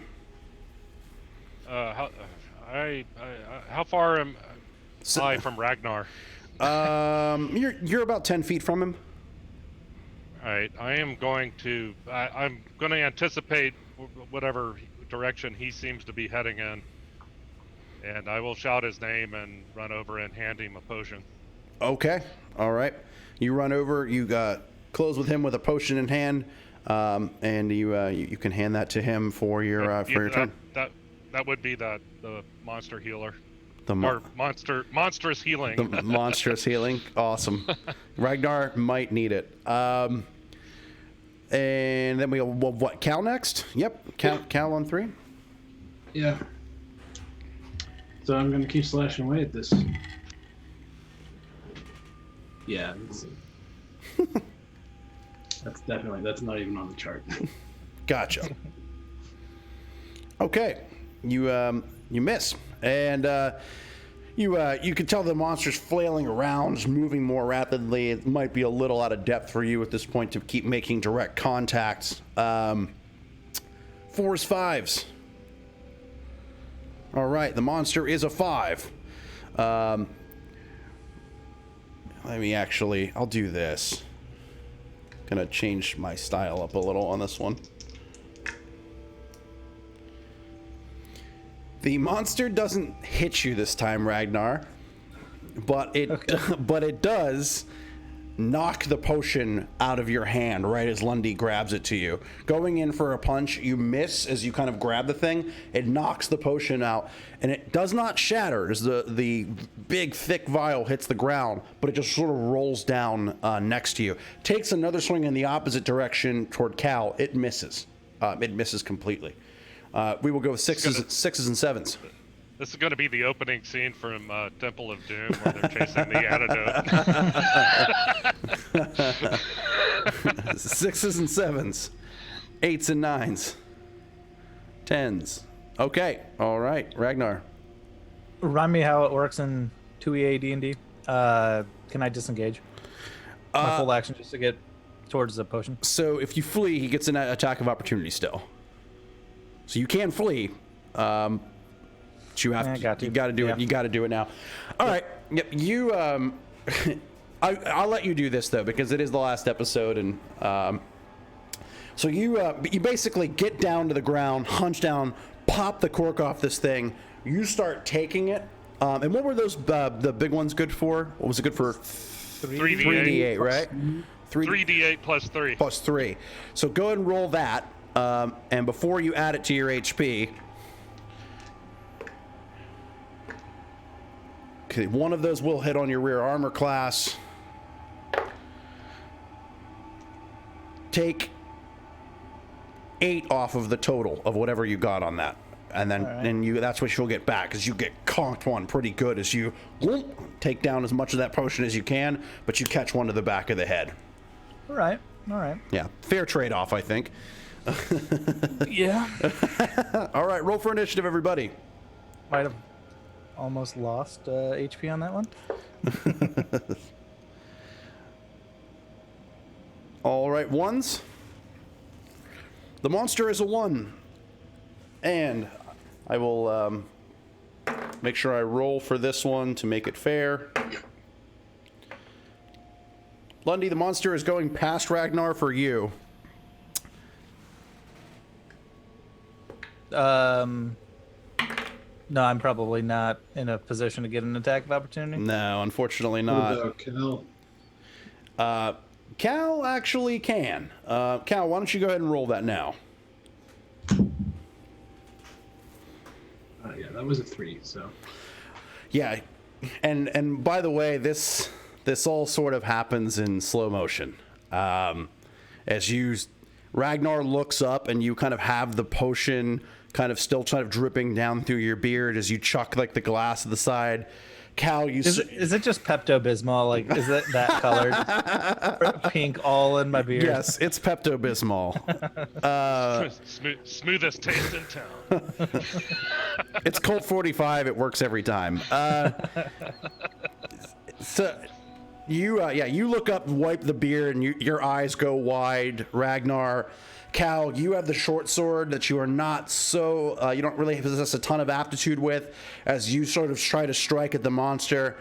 And Lundy has his bow up, and he is sort of fumbling with it as you see the monster come in for 2 direct hits, one of them being a critical hit on Lundy. Oh. And that is going to be good for 15 damage. 15 damage. I'm still up somehow. Still up. That's excellent. Yeah, Lundy, your bow does get bent, though, rendering it completely useless with one of the fists. It just charges right into your gut and sort of snaps right through your bow. And the other one, the crit, just clocks you right in the head. That's, I mean, it's not less useless than it was.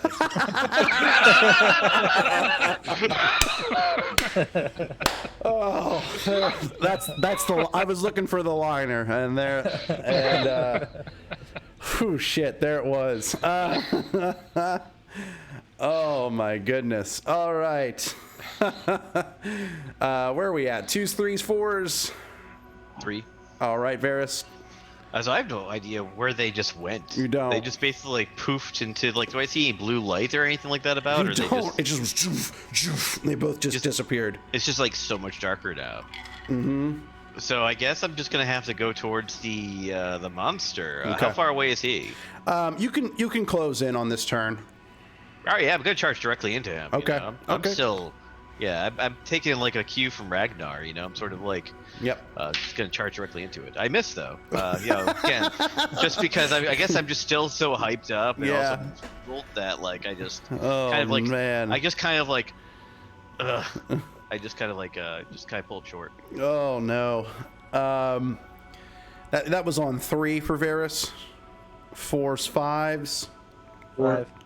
Okay, Cal, and then Ragnar. Is there anything going on with the mirror? Like, can I see anything on the surface? The mirror is crackling a little harder with that static light on the back of it. And the gold sort of has this light that's sort of coursing around the outside of the edge of the decorative sort of trim, if you will. I'm gonna attack the mirror. Yeah, go for it. Roll for attack on that. Is it a dark mirror? That hits a 7. It's a 7. Yeah, go ahead and roll for some damage on it. Is the mirror expecting it? I am behind it. So that's 6 damage. Your reflection takes 6 damage. Backstab on the mirror. Every day, my reflection takes 6 damage. Well, every morning. Oh. I take the damage when it attacks me, more like. So Cal, you go up and you just start striking the mirror, trying to break or disrupt this connection, or at least the monster's ability to pass through dimensions freely or escape your party's grasp. I think that's a great choice for your turn on this round.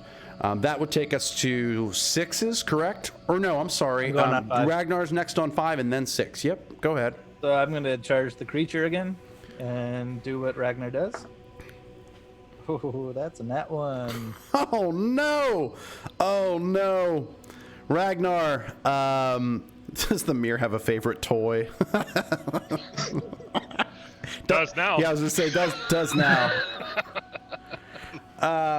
Reach in and throw it out of the mirror instead of throwing it. Let me roll my critical fumble die of This is gonna doom. hurt.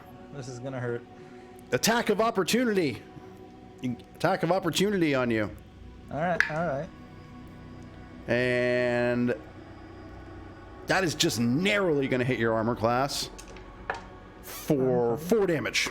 For 4 damage. Yeah, you just sort of stumble and trip as you try to get up and pull your axe back up for some reason. Yeah, oh, didn't see you there.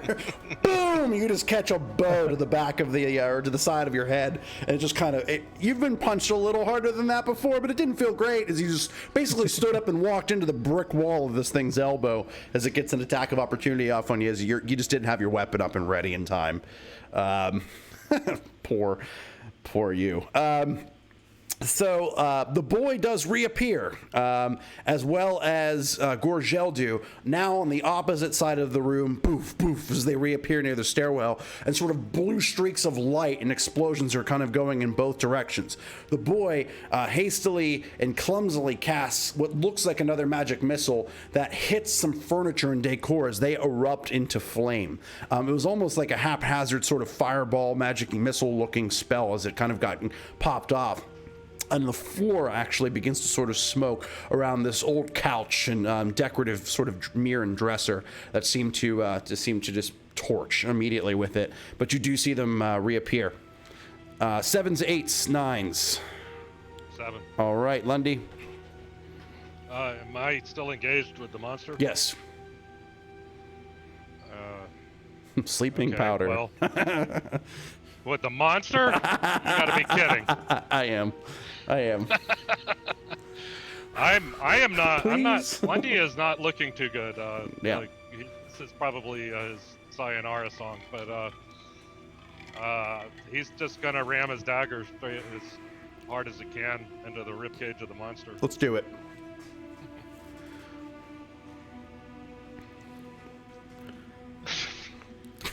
That's a 1. No, it's not.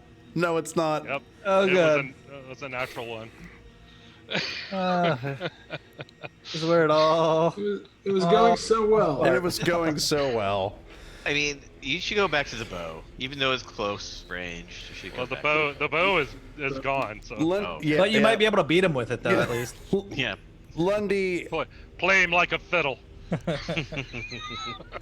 Lundy, disoriented and critically wounded. You stick the dagger into the side of this thing, or try to stick the dagger right in the side of this thing. As it comes around with a hand under your wrist, this big stone-like, just massive claw-looking hand comes and it just twists your wrist and with all its strength, it just picks you up straight in the air, and it takes 2 big, hulking, pounding steps toward the opening where the bells are, and it starts to almost drop you to release you. The party sees that. You guys see that Lundy is about to basically get dropped down 250 feet through this opening thing. This thing walks near it. Are we finished with the round? This is totally up to you. Would I be able to use a reaction to start to head over there? Yeah, you can. Let's go ahead and roll for initiative, and we'll see how that lands. All right. We'll base it on initiative. We'll base it on some Good. probability. Is squirming an attack in first edition? No, Roll a squirm. yeah, you rolled a squirm. Armor class 0. Oh shit. Yeah, we're in trouble here now. So let me see here. Da-da-da-da. I want to just check one thing here. For you, Lundy, just to make sure that I'm not talking out of turn completely, but okay. All right. We're okay. All right, who are my 1s and 2s? 3s? Go ahead, Ragnar. you were Awesome. prepared. Awesome. Ragnar, you do beat the initiative of the monster. I'll let you do what you need to do here. So is he over an edge right now? Basically, you have these 3 giant clock tower bells suspended up through this opening that you know is a straight drop down to Right. the lowest floor. He's holding him over there in the light of the atrium as it shines against his arm. So Lundy is over a ledge right now. Yep. If he gets dropped out of the monster's grasp, he falls to his death.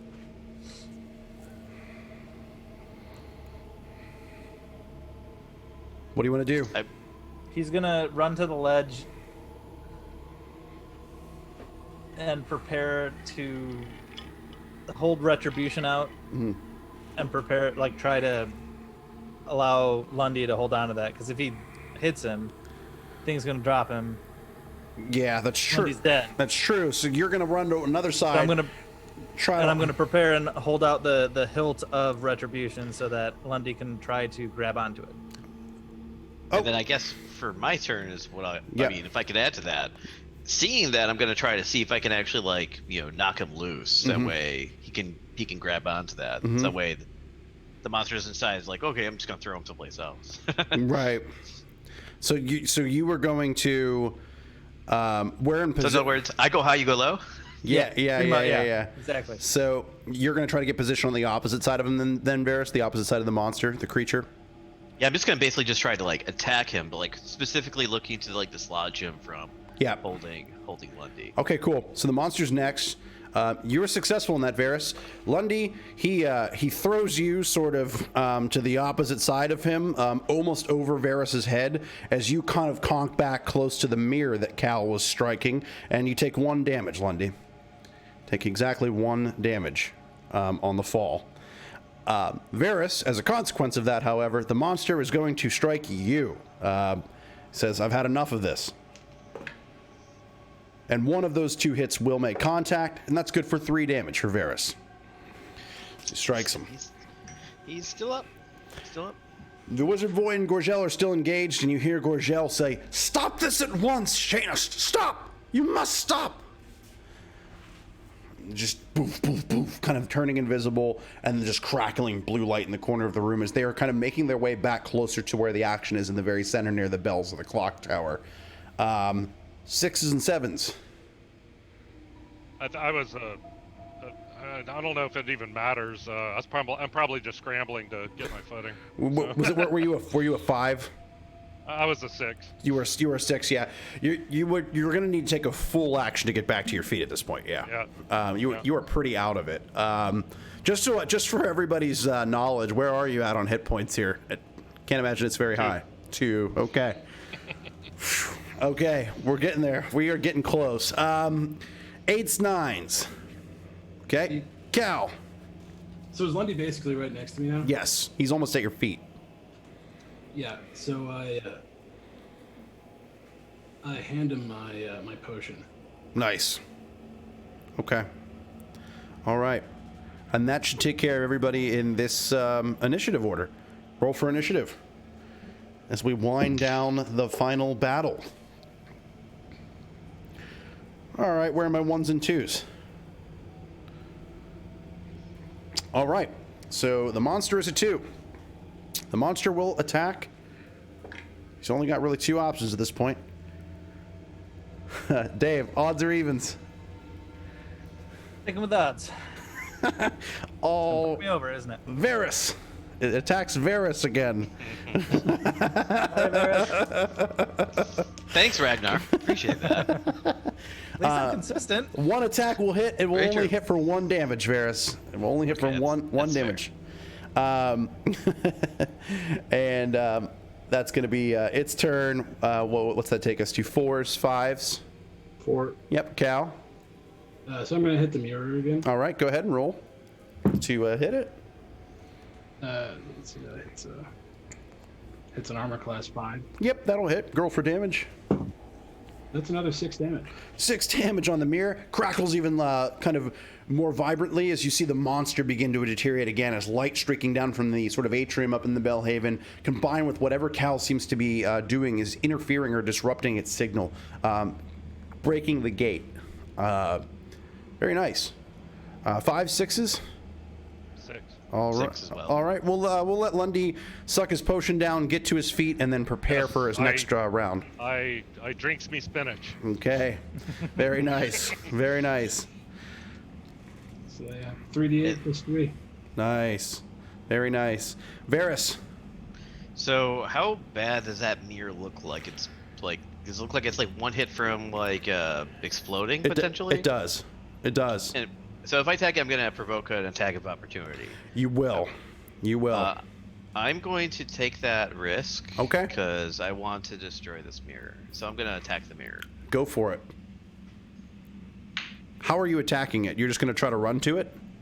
Yeah, I was just gonna run to it and try to like, you know, Okay. basically maybe even just try to like knock it over. This is cool. I like this.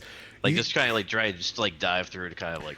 You kind of almost like stutter step and shuffle, and just kind of your blue kind of minty kind of tailed cape just kind of flaps up Batman style next to the monster, and you charge the mirror and you just tackle it. Did you roll for it? Did you roll to I did. What'd you roll? My roll, I hit a 2. Okay, that's fine. Yeah, you basically just charge into this thing full stop. Varys, you, as Cal is striking it, the monster chases you and for its attack of opportunity, and you, as it grabs you, you and the monster go right through the gate, and it cracks in half. Static and electricity and magical arcanic aura just sort of cover the floor and catch things on fire all around it. And Cal, you just see this and you're pressed again for a second time back to the walls. The mirror spins to the opposite direction and breaks as you see your party mate and this demonic interdimensional creature rush through to the other side and disappear. I'm just like this now, Yeah. trying to knock inside the mirror. 7s, 8s, 9s, 10s. 9. All right, Ragnar. That was quite a sight. Yeah, so the monster is not.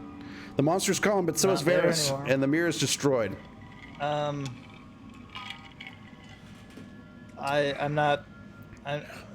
not really going to do anything on my turn. I'm kind of dumbstruck. Okay. I don't know what to do right now. So Yeah. there's no big baddie to fight. Well,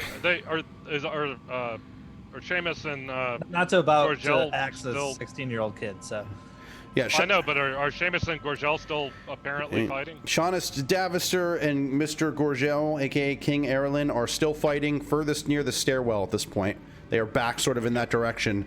You can tell that they are both casting what seems like subdual damage toward each other at this point, just to try to paralyze or stun one another. As you've just heard a couple of nasty words exchanged in each direction at this point. So we will roll for initiative again, save for Varys of Safre, who is off the grid.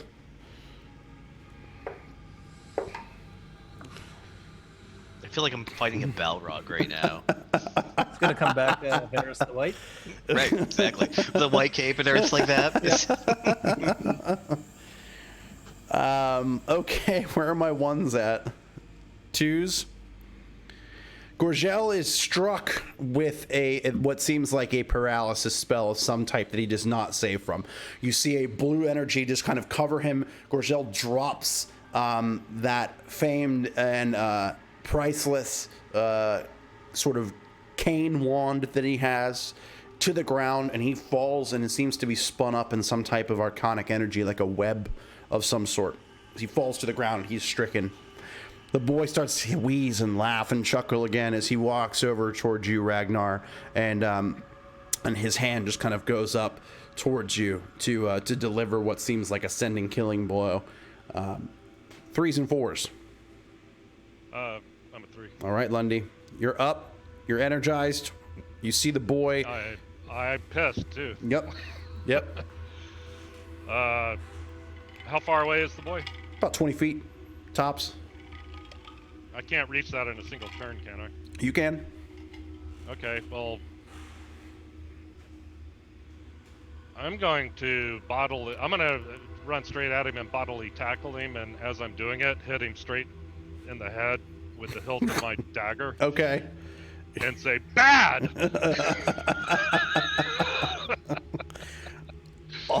All right. It's like some newspaper you're rolling up, basically. It's bad Seamus. Roll to hit him. I'm sure this will be fine. We're fine here. How are you? I don't hit him with the hilt of my dagger. Oh. What? Oh, no. I am still tackling him though. You didn't roll a 1 though. No, I rolled a 4. Oh. I couldn't take any more. Yep. So you just basically barrel into him, and you fall on top of him. At this point, what was your initiative order? That was a 3. That was a 3. Okay, that's what I thought. So, 4.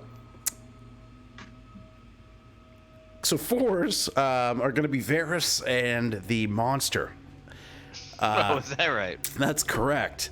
You are in a very cold, frigid desert, Varys, with white sand and a black sky, almost a backdrop.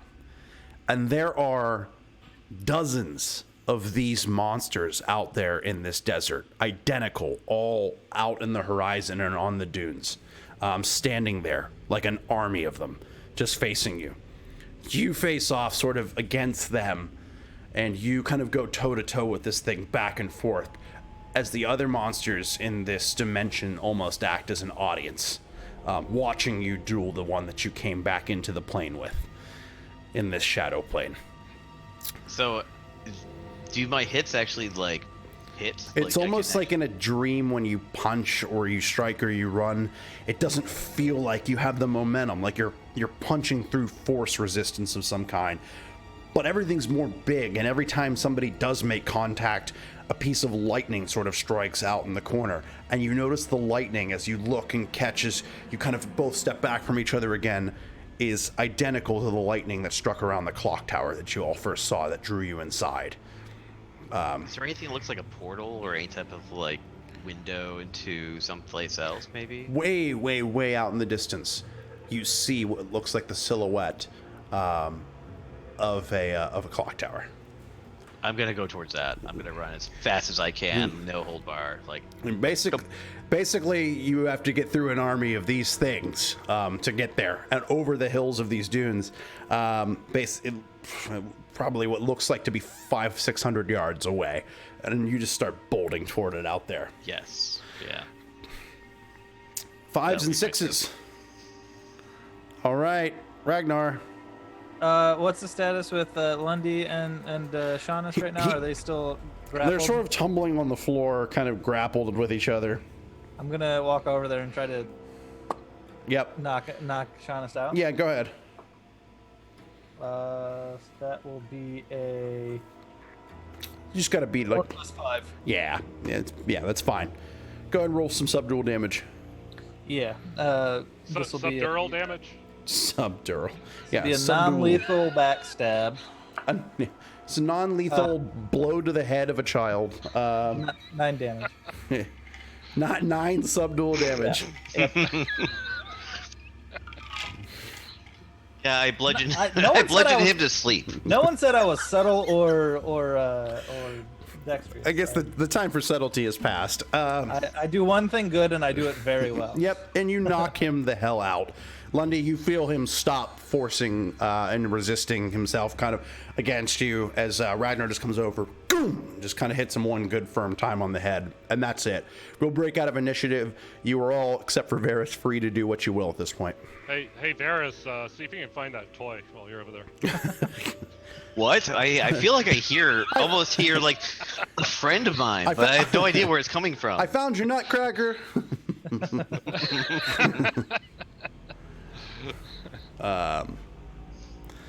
Is what's Gorgel doing right now? Is he? He's paralyzed? breaking out of this this kind of magical web, and he's dusting himself off and coughing, getting back to his feet.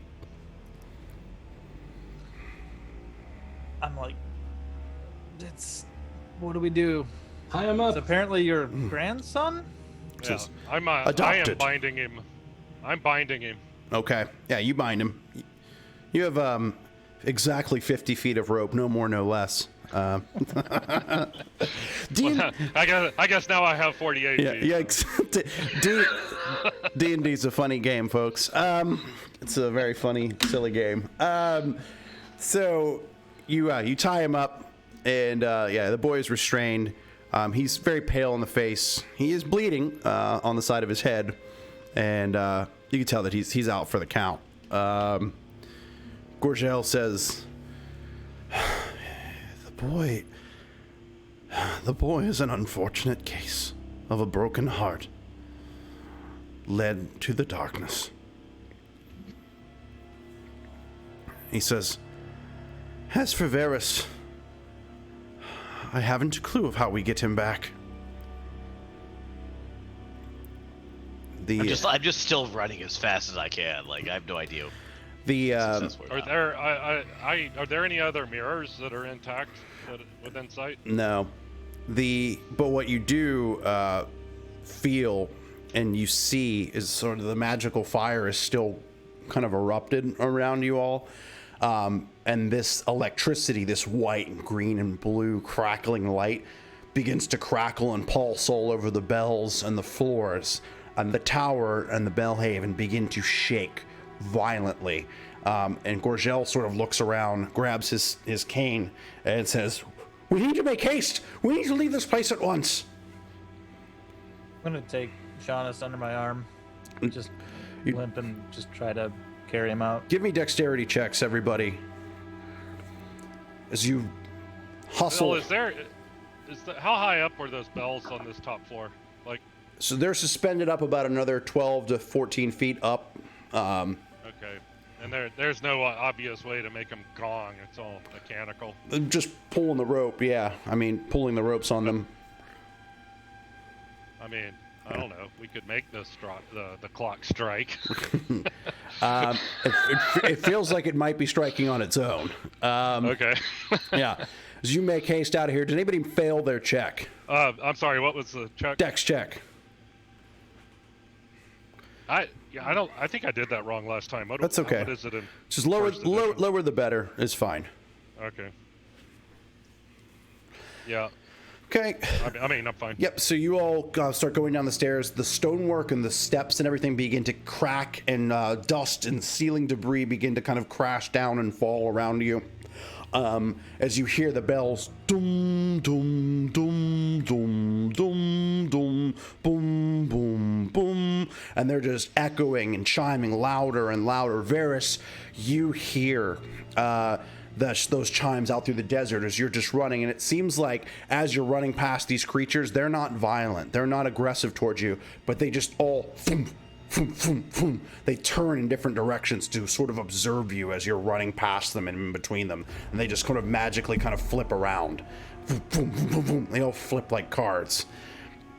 I don't even bother looking behind me for the one that might be chasing me. My focus is to get out of this darkened. As you all come down to the bottom of the clock tower, the building is collapsing and falling around you, dust and debris in every direction. Varys, you get as far as you can, running hundreds of yards, and as you go to open the front door of the clock tower, it disappears as you touch the handle. And you turn back. You hearken to Adeiti as you are in the shadow plane. For what time period in the future now, you do not know. The party, you come back out and into the streets, and the lightning strikes the top of the clock tower. The bell sounds a final time as it begins to kind of fall back into the trees, into the paradise apple trees and the maple trees on the perimeter of the town, as you see the dial set at 0. Ragnar, you have the boy under your arm as you run out into the street near the pop-ups and the tents in Clockcourt Square.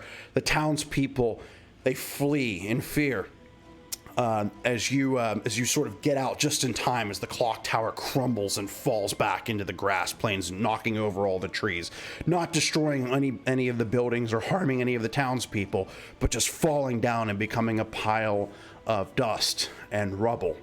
As you look out onto the town, you see a sea of hundreds of faces of traders and merchants, apple vendors. Mr. Pernard comes out from his inn with his chef. Valda is near the corner, near the gazing pond that is now covered in this stone. You have the attention of the townspeople as Gorgel says, "This will be the last year that we face trouble with the Harvest Festival. These adventurers have saved us all." And that is where we'll end Clock Strike 0. Yay. Yeah. Nice. All right, everybody.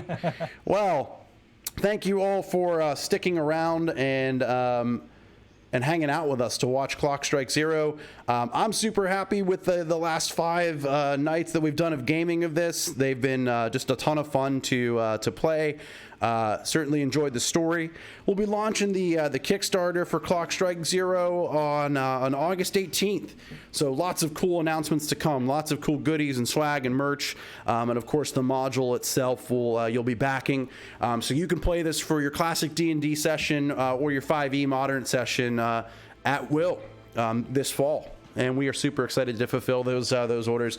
More on that to come. Lots of stuff obviously coming up this week.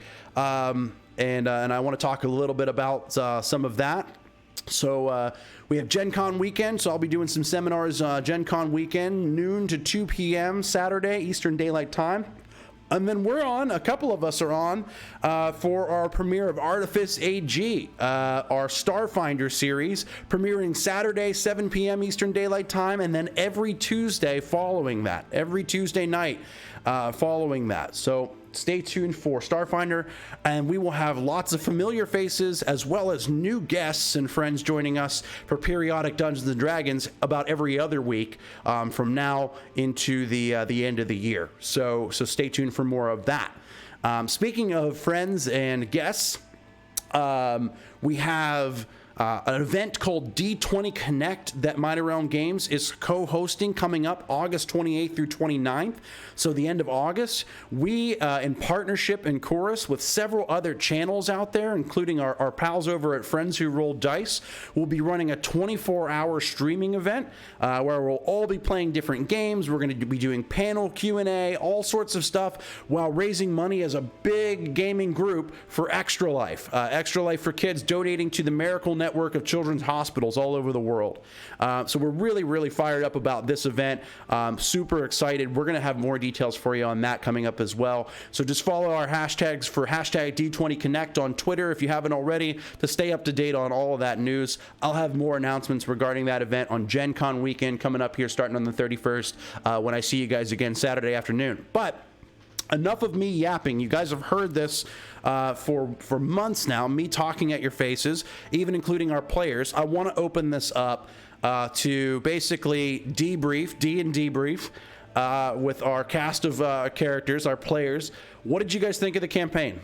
It was short, but we did a lot. Yeah, let's shoot the proverbial stuff, as you said earlier. Uh, Yes, I can only get so many swears a show now. So right? Yeah, Feisty's not watching anymore, so that might have been a question or two. yeah. No, it was a blast, man. It was a blast. Yeah. What, Yeah, I had to change my background just to kind of like commemorate the fact that like I'm now in the gunslinger. I think. Yeah, yeah, yeah. So I wanted to leave sort of an open-ended. You guys, when you're running this game at home, and by the way, Lagavulin, I'm celebrating the end of our campaign this evening with a bit of. Oh yeah, what do you got there, Mike? Lagavulin. Oh, as a matter of very fact. nice. Yeah, celebrating the end of our campaign in style. I'm a little mournful to end the campaign because I had a lot of fun with these characters. You guys, of course, are just awesome friends, great players. You make D&D a ton of fun. But these are something special about these characters. I immediately fell in love with them. I guess we'll just kind of go around the. And they'll be available for people to play if they get the campaign, which is pretty cool. Excellent point, David. Yeah, each of the characters will be available as starter characters. So if you're running Clock Strike Zero, it's a 2nd through 4th level adventure, which will map fairly evenly to 5e and spot on for Osric and 1st AD&D. You'll get the 3rd level stat card in the PDF and physical module books for Clock Strike Zero. So if you want to play these actual characters, you'll get their items, their special abilities, and their stats that our players actually used in the game in the module. We'll talk more about that in a couple of weeks here as we unveil more and more information about the Kickstarter. But yeah, I wanted to go around the group and just ask everybody sort of what was your favorite moment over the 5 parts of Clock Strike since we've been playing this since about May or so. JP. It's interesting, like at least in Osric, at this level, a rogue it takes some work to actually be useful. Yeah. Yeah. So I enjoyed the weird shit that I had to do with Cal. I think my favorite moment in playing Cal was dropping the marbles and breaking that poor lady's ankle. Yeah, that was really funny and unfortunate. Yeah, I almost forgot about that. Like when the dancing and the assassins sending their message that they'd be back, and yeah, you created this big distraction, and that I could steal a guy's wallet. yeah, you steal a guy's wallet, but this young lady breaks her ankle on the dance floor in the tavern. That was a good one. That was certainly a character moment. There are a lot of funny Cal moments. Of course, I think about the Cal sack and the crocodiles or the alligators that were in the sewer system down below. That was a really funny one. Sort of your weight also pulling Lundy down though too, and I just picture that kind of like kind of motion as they both just plunk down into the water. Really funny. What about you, Matt? I don't know if it was a singular moment, but probably my favorite feature of the whole campaign was all of the opportunities I had to make self-deprecating humor. Yeah. Yeah. But it was, in terms of game mechanics, I've played a lot of Rangers, and this was the first time I played a Ranger that was only primarily bow and arrow, as opposed to not having the option of whipping out a sword or two, and it got up close. Right. So, that was interesting. Like I had to adjust my tactics, I guess. I'm used to being able to, if I need to, just run right up into the thick of it. Right. You certainly came through at a couple of key moments, but I had a lot of fun watching Lundy miss for weeks on end. And, That was my favorite part. Yeah, Just gonna say that right now. yeah. I mean, Wait, until I hit what I forget which one of you was it. You, Mike? Yeah. Oh yeah, you hit me right in the back. I had to figure out new ways every week to make Lundy missing still entertaining for our audience. So there was a DM challenge accepted there. No, Matt, you're always a pleasure to play with, and I think our viewers would agree. You're probably a fan favorite at this point. So, what about you, Dave? I think it's just like I really enjoyed with Osric, like and second, like old school rules, like it really, you're forced to a role, which I actually really enjoy. Nothing wrong with newer gaming systems, but it seems like you can do everything. I really enjoy having one or two things you're really good at, and then relying on the rest of the party to do the other things you're not good at. Yeah. And I thought we had a really good makeup in this party for that, and just yeah, it was a lot of fun. Any particular set pieces, battles, or moments for Ragnar that you'll think about after we conclude tonight for a while? The thing that just keeps coming to my mind is that poor dude that's still in the sewers, just tied up and still hanging out there. That part makes me laugh a lot. Severed foot. With his severed foot, yes. Yeah, that whole scene. His exposed tendons. Fending off the rats with his severed foot. Yeah, that subdual backstab damage, right? So that's another one. The non-lethal backstab I thought was friggin' hilarious. that was honestly probably my favorite night of the campaign.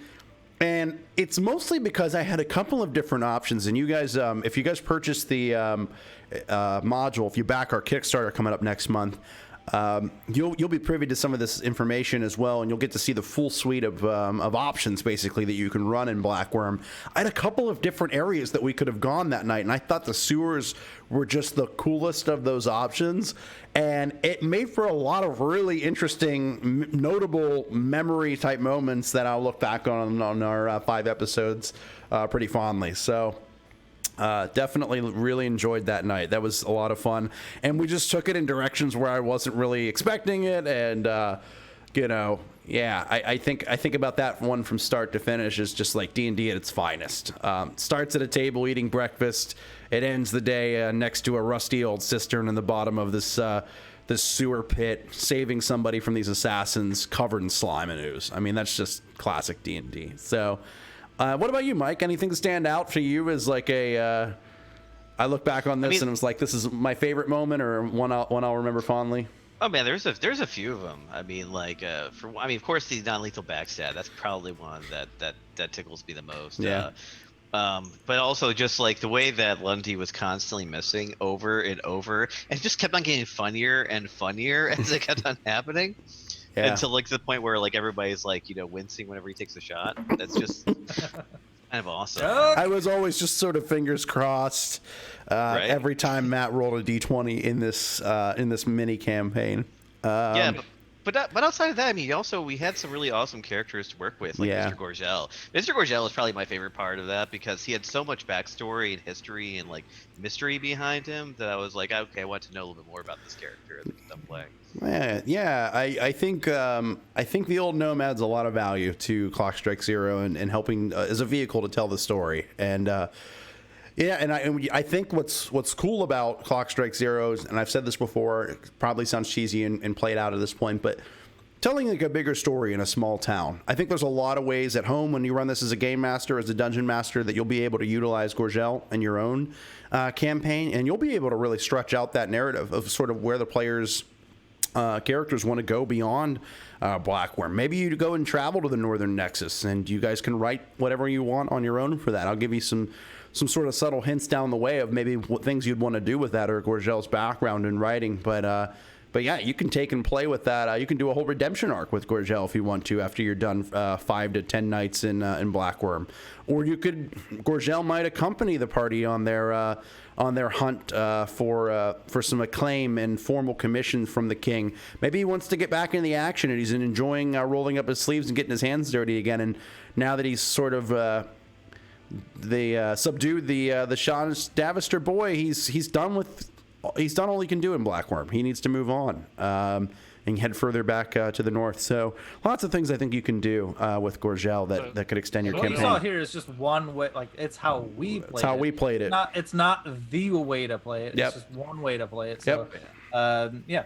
Yeah, I played Varys very much like not like your typical cleric. Like, I think that from the very beginning, me and Ragnar, we were basically, sort of brothers in arms, and we were both like, hey, we're just gonna like go in and mess stuff up, Yep. right? That was Yep. sort of like our Bash Bros, I think you call Yeah, those. Bash right, Brothers. exactly. But like, there's a lot of really good nuance to the Varys character, I think, especially around like the religion and the different religions within the area. Yeah. I'm really looking forward to seeing the result of the full module, because there's so much that we could have gotten to that we didn't. So Yeah. I'm really excited to see all that.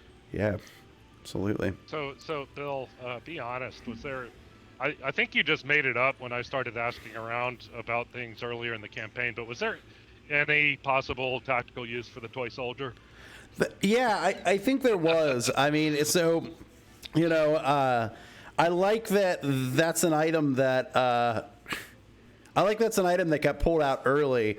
If you had not thrown it into the gate, I would have worked a more plausible sort of use for it at some point in the battle. But because it got chucked into the gate, I was kind of like, okay. Well, I guess that's out of my hair now. But I thought it was cool. You know, I like the inquisitive nature. Again, you could definitely do a lot with exploring the town further, exploring the history of the boy. Nobody goes to the Davister house, right? So there's a whole section for that in the module as well. If you want to go and question the family, if you want to talk to the mayor and the town council and that sort of stuff, that's all there. So you can definitely explore that. I've had people ask me like how much of this stuff is scripted, and like as opposed to like, you know, how much is there a blueprint as opposed to us just figuring it out as we go. And it is almost all of it. You have the master plan, of course, but it is all pretty much improv. I mean, I guess for those of you hanging on, did I at any point give you guys any insight into what we were going to do that night in Clock Strike Zero for any of the sessions? Nope. So Not at all. So you saw it played out, viewers at home, and just one of, like Mike said, many ways that you could do this. You could do this game. What about those of you that are still hanging out in the chat out there? Do you guys have questions for us? Questions for me? Questions for the players? Questions about details on upcoming events? Thanks, Walking Dead. Great campaign, tons of fun. I did see Feisty chimed out a while ago. He had to bow his head. There's Mika Linux. Meek Kellenox. Kellenox. I enjoyed it. Thanks, Mike. Thank you. I enjoyed having you around and watching us play. It's been a total Yeah, blast. hey. Your name. Hey, and Mike, tell your dad hi. I'm glad he's on the mend. Oh.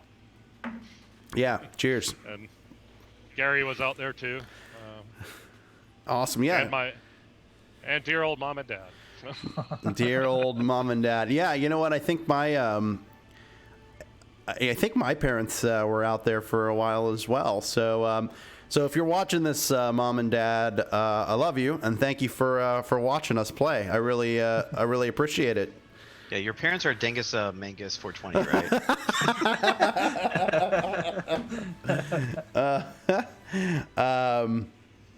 Yeah, I mean, I don't know. I guess I can't say enough how much fun I had today and over the last several sessions. I hope you guys out there on the line with us will continue watching this channel, as we have so much gaming ahead of us in store for you over the next couple of months. Really appreciate your viewership. You can catch us here Saturday, noon to 2. We love you, son. You can catch us Saturday here, 12 to noon, and you catch our Starfinder premiere of Artifice AG, 7 p.m. Eastern Daylight on Saturday. And I have something to add about that. The Starfinder, I don't know. I'm speaking mostly to my old school D&D friends that I know are listening. Yeah. Starfinder is super cool. It's basically the 3.5 D&D rule set, except in space. Yeah. And it's not pure technology. There's still spells and stuff like that. It's science fantasy. Science fantasy. Which is what they call it. Yeah, it's so fun. Certainly science fantasy. It's where, a lot of the legendary lore of the Gap and the Pathfinder universe meets millions of years in the future, and I think we're gonna have a ton of fun with that. Brand new artwork, Got some fun characters. brand new characters, lots of fun coming with that. I think it's going to be a blast.